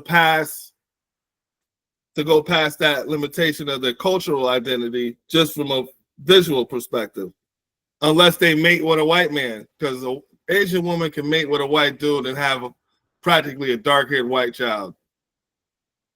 Yeah. Because again, continentally, Europeans are on just the other side of Asia, right? So they mix real well. Back to the scale, right? So then you got let's say people who are Latino or Hispanic, right? Their limitation goes again based on how much they can assimilate, but depending on how well they assimilate, they can pass as a white person. Meaning if they're not black, from an identification perspective, they can assimilate linguistically, hairstyle,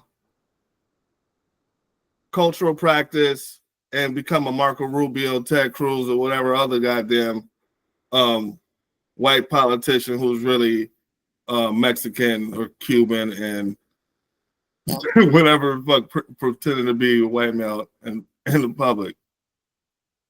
You know what I mean? Yeah.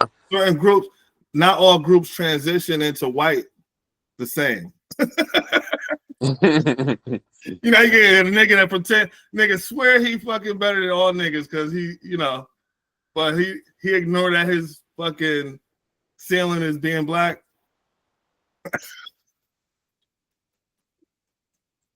in a society. You know what I mean? I'm not placing limitations on black folks. You know, I don't want to do that. Yeah.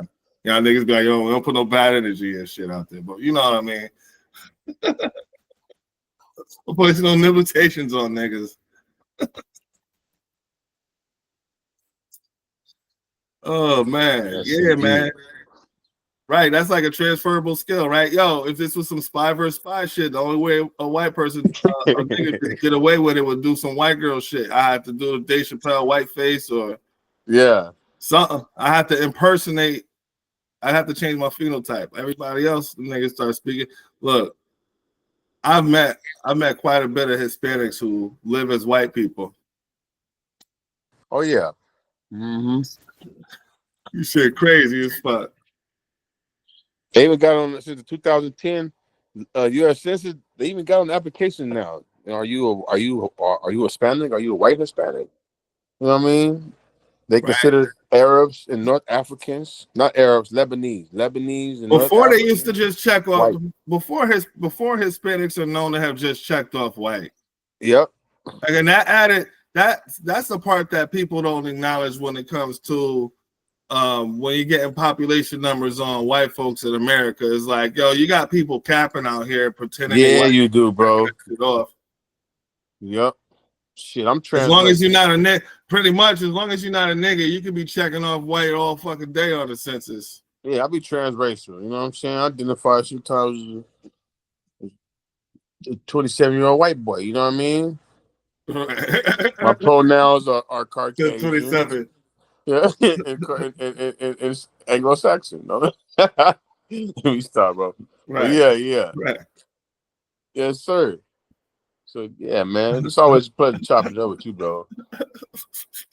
Same here, man. Likewise. Yeah, I'm on. I told you about my little. You know what I'm saying? I got plenty of time in my hands, man. You picked a nice little topic, man. I can create some PowerPoints as well. We can do a little dialogue. I really want to. I don't want to spend too much time on them motherfuckers because it's so hypocritical dealing with them. But they're entertaining though to watch them live. It's how the world's waking up to them. But this immigration is pretty good. Yeah, immigration is pretty good. This is a good topic. Yeah. You said innovation. Yeah, but we're talking about now. This is a good topic to talk about. This is very good. Yeah, this has been to be honest, this is all I've been working on, man. Even the material I'm writing book wise and stuff, is all centered on reimagining what a black future looks like. And it's not even a isolation thing as much as it's just growth, you know? Yeah. Like people not even seeing the value of things. You know what I mean? When you have an abundance of things, the value goes down. And people talking points are so fucking out of whack. But well, we need to get rid of immigrants. Who's gonna pick the cabbage? Shit, motherfucker, have you seen the economy? You got motherfuckers that pay $30 an hour to go pick some cabbage. Shit. They like that because they got to anyway. Right. $25 an hour to pick some, you know what I'm saying? Right. You figure that's the standard minimum wage. That's in California. Yeah. And with the workforce, it stabilizes things. It brings value to it. Right. And that's the part that I think, because of who's saying it and it being the president, that's the part I don't think people are understanding about maintaining a nation. I'm not speaking of reference to who's maintaining a nation, but it's the people's nation for the people to maintain it, regardless of who's leading it, right? Like your everyday life, you don't come in contact with the leadership of the nation every day. So is what you got to deal with locally, and not even on a political level, but just a day-to-day function. I think people don't perceive a future with that being different and them being present because they're too focused on what the structure, society, how it works, which is pay attention to this, what's really going on, keep talking about what the fuck we're giving you to talk about, don't read books, give your baby a goddamn tablet, fucking all the, you know. I think the best thing that happened for us was the fucking pandemic. Yo, how about this? Our generation is the last generation to know better. How about fucking that? Yeah. Yeah. We I can ain't heard speak to nobody a say time that when, yet. yeah. We can speak to a time when things were different.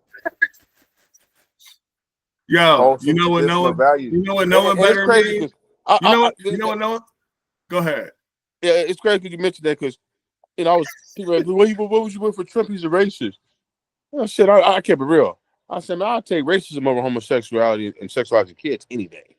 I'll take Any good day. on racism because even they had standards. All day. Right. They, you know what I mean? We can Hey, take even they got boundaries. they got boundaries, bro. And I live down south. You down south too. You'll never really meet a true racist white man because they're not hypocritical. They don't live where we live. They don't shop where we shop. It's only the poor ones who can't exercise their racism to the full extent. So they have they turn to Karens. But the real racist ones, yeah, their kids they're not hypocritical at all. No. You know what I mean? You won't see one. You won't meet one because he's nowhere where he's nowhere where things you like to do, and vice versa. You know?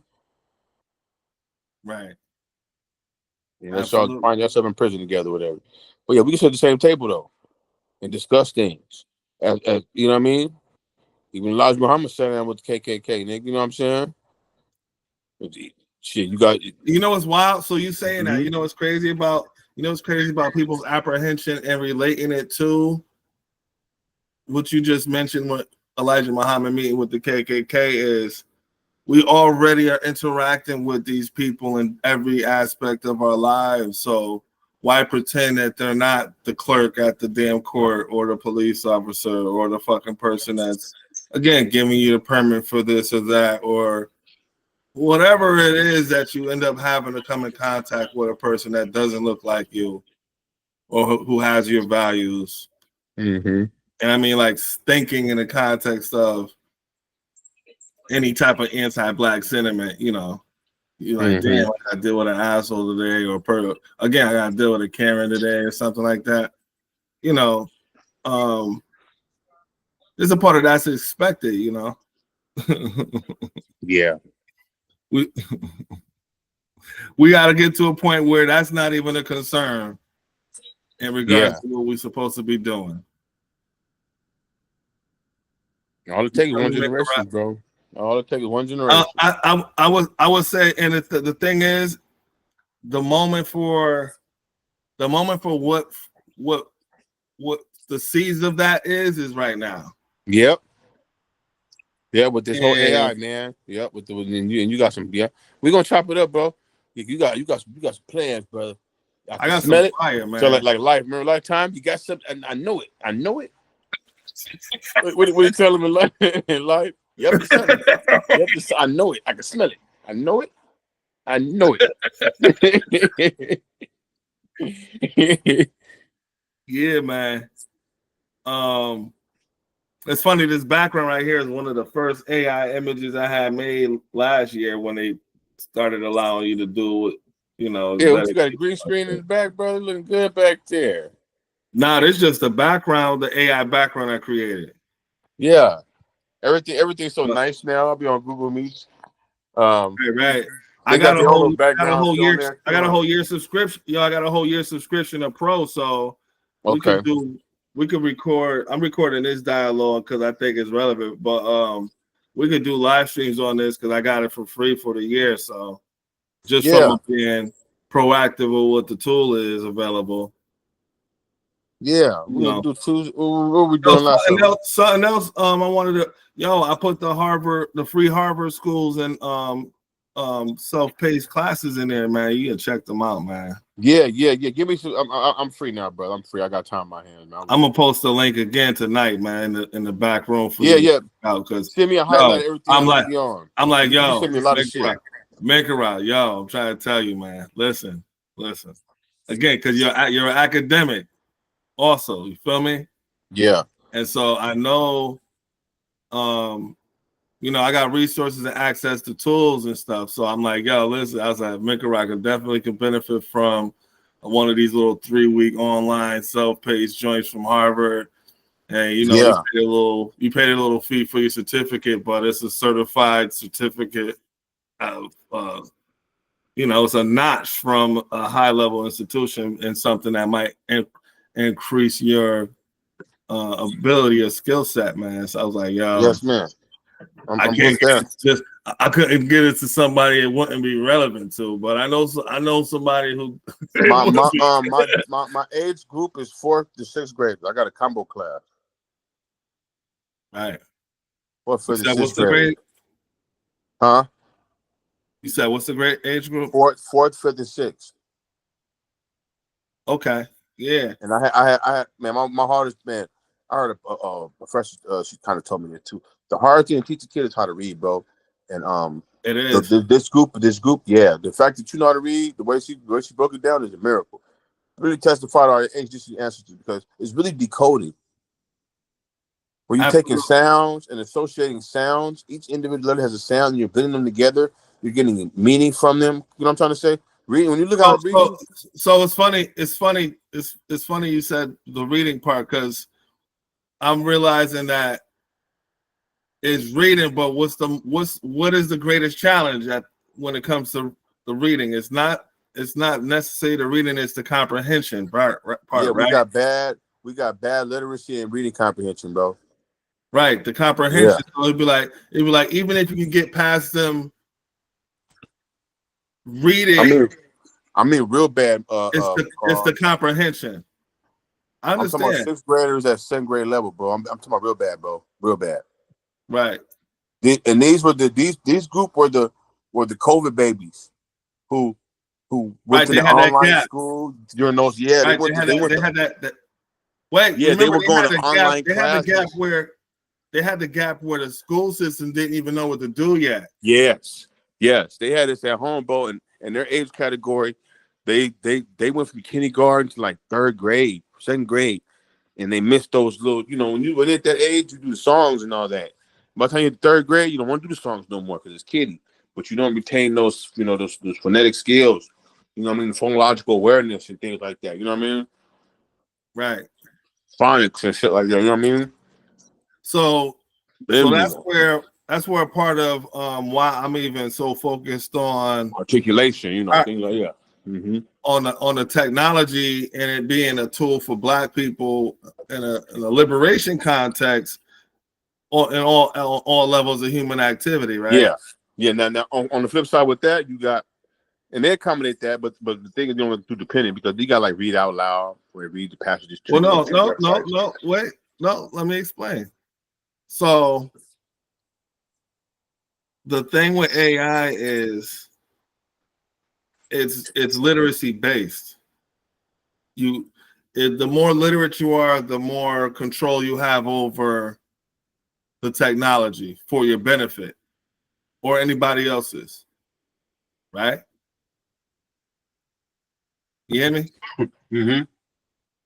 So the most literate Black person is the most powerful Black person, right? Without any technology associated based on literacy, When you look at how things are going with AI, Black people's lack of literacy is gonna put them in a position to be behind more than they ever have been before with anything that's ever come into existence that people utilize. It's gonna be that fast of a leap, huh? It's gonna be that big of a leap. The leap is so great that white people are being affected by it because their fear is, oh, we're gonna lose jobs or whatever. Black people's fear is still on such a social, politically immature level that they still equate it to evil and shit. They don't trust it. They got to think about movies like Terminator, thinking about the things that they've already been influenced by as a justification to not engage it, right? And so that's going to be detrimental because we're going to end up having to go to white people just to learn how to use AI, even if we're using it how we think we're supposed to be using it because it's accessible freely. That doesn't mean you know how to use it right or for your benefit. You're just using it because it's there. You know, most Black folks right now are using it for art, and things like that. They ask questions, you know. But if you think about it from a community building perspective, like you was talking about community, then you use it to solve problems. Mm-hmm. Right? And so you literally think about the problems you have and then you have it solve it. But the challenge I found when I first started working with the technology was, this is the thing that people don't understand. This is based on European perspective of the world. You heard? The AI is based on European perspective of the world. So yeah, it has all the information in the world available to it, ever created, and our inputs online and everything, but it's still based on, it's not based on our perspective. Mm-hmm. And so I was like, damn, how are Black people going to be able to use this for their benefit?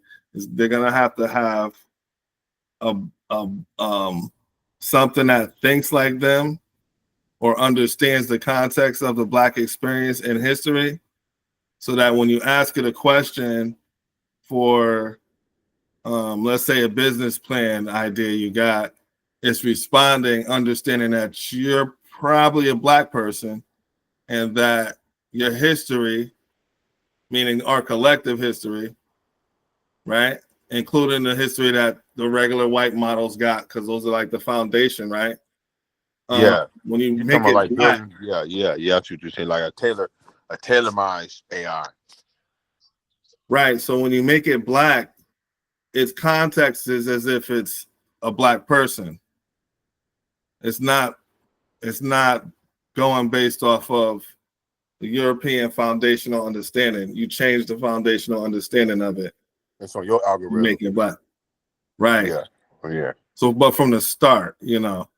And so I've You been can get one that's blank or what? How well, let me explain. I started building it with me and Brother Born way back in 2000 and first I've been working with AI since 2022, fall of 2022, before it came out.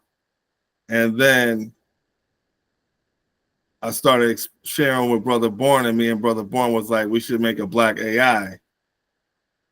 But it wasn't something that you could make public at the time. So I was already working on this stuff on the back end.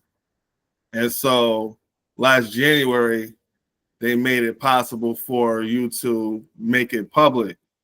And so I released it when everybody's AI released on ChatGPT. I released mine too. You know, so me and him had you know, we just was thinking and stuff, you know, brainstorming and putting some foundational understanding in it, you know, and he'd be like, yo, you give it a name? You give it a name yet? Yeah, it's Blackbot. Okay. BLAKBOT. Okay. And so I got the website is blackbot.tech. That's what you was calling me for when you said you with the voice algorithm, huh? And you was like, I wanted to all those commercials. So those commercials are centered around what I define as cultural technology, right? Okay. And so that is utilizing technology to translate our understanding of the world. And so in that, you're able to execute things that you want to change in the world using AI the same way white folks do, without having to ask white folks anymore for permission or advice or paid services or any of that shit. So you're eliminating the bias that comes with interacting with a society that's innately against you. Yeah. You understand? So one example.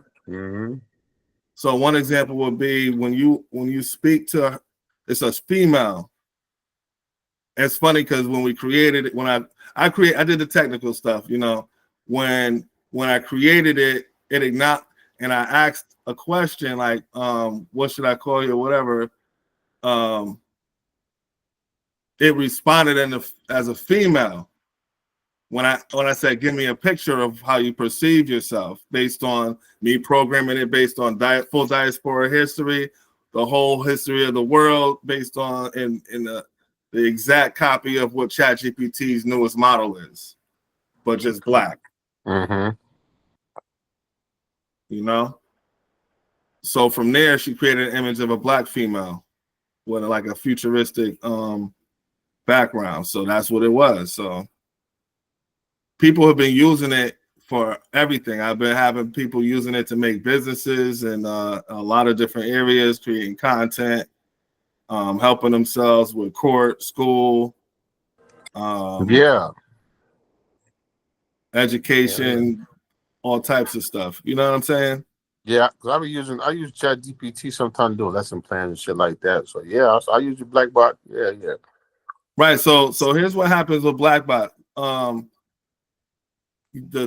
There's a distinct difference between ChatGPT and Blackbot, right? So you don't necessarily have to use ChatGPT if you're gonna use Blackbot. You get what I'm saying? Yeah. That's what I said. If I use that one, you know, I'm talking about use yours. Shit. And so, so what I'm saying is, when you use it, understand that the context is it's a cultural context. But you can still use it the same way you would use regular GPT. But when you want to have the cultural context associated with maybe a decision or insight on something, I would recommend Blackbot, because if not, and you can test this, you can ask ChatGPT the same question you ask Blackbot. Blackbot's going to give it to you like I would give it to you. Yeah. ChatGPT is going to give it to you like Mark Zuckerberg will give it to you. It's gonna be it's gonna be from a European perspective. I understand what you're saying. There's no cultural and when I say cultural context, like, I mean, we're talking about all of our own history. I work with the data from the ancestors. We're talking about John Henry Clark, Dr. Ben, Winoka Rashidi, pretty much everything. I put the information in from them to add to whatever it might have found out in cyberspace that it absorbed when I created it for that purpose. Mm-hmm. But its main purpose is for the sole empowerment and advancement of the people in the diaspora. You know what I'm saying? Mm-hmm. And so there's a level of connectivity associated with that. You know, I know it's working for people. And so there's certain aspects that I'm building some things, but I want people to understand that they can create with it and not feel like someone's gonna stop them from doing it in a positive and constructive way. You know what I'm saying? But she's black. She's black. She's not like robot black or something. Yeah. Or some real, you know, I don't know if you saw the video when I had a dialogue with her or not. I'm gonna check it, brother. I'm on summer break. I'm gonna check everything out, bro. I've not been. Yeah, you gotta check out. You gotta check out the everything out, man. I'm gonna sit here and lie to you, man. Now I got a lot of time. Nah. I know you've been busy, man. So I was just like, yo, I'm gonna just hit him with whatever I got for. Yeah, that's what you said. I was like, yeah, I'm gonna make my business catch up with you this summer, though. You know what I'm saying? So, yeah, we got plenty of work to do, man. But that book, you know, we definitely need to work on that book. Yeah, I'm gonna keep. Where do you want me to start from? You send me a lot of emails.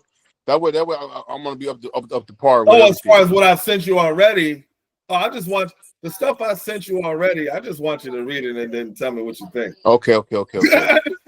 And I'll be free tomorrow too. Man, I'll be free tomorrow. Yo, because I know you got the free time, so I was like, I got free time. I was gonna say, where do you want me to start, brother? Yeah. I said, I'm gonna send him some shit. He gonna check it out and be like, yo, you know, get back to me. Yeah, I'm gonna check that shit out in the morning. I'm gonna check it out soon in the morning. I do my little routines. Yep. What you doing tomorrow? You gonna be free tomorrow? About your insight, Mika Rob. Yeah, man. I'm off tomorrow, too, man. Yeah, let's do it again tomorrow, man. I'm finna put this phone on this charger, man. I got homework. Assignment. I gotta give brother call, give me homework assignment. I gotta get on it. Yeah, no doubt. Yeah. Yeah, I'm gonna get on it. No, man, we'll catch up. Yeah, you up to something. I know it. I can smell it. I know it. But I gotta. Yeah, because because the thing is, I gotta get back with you tomorrow because I gotta show you the demonstrations, man, so you can see what's happening on the back end, man. Okay. We'll do this tomorrow, man. What time? Whatever time you're available, man. I'm home all day, man. You let me know. Okay. I'm gonna send you the text in the morning like I did after Father's Day. Message me when you ready tomorrow. Okay, I will. Be before day, man. Peace. Before day. Hotel. Mayat Hotel. We gotta put the Mayat on there. All right, brother. Mahat Hotel. That's right.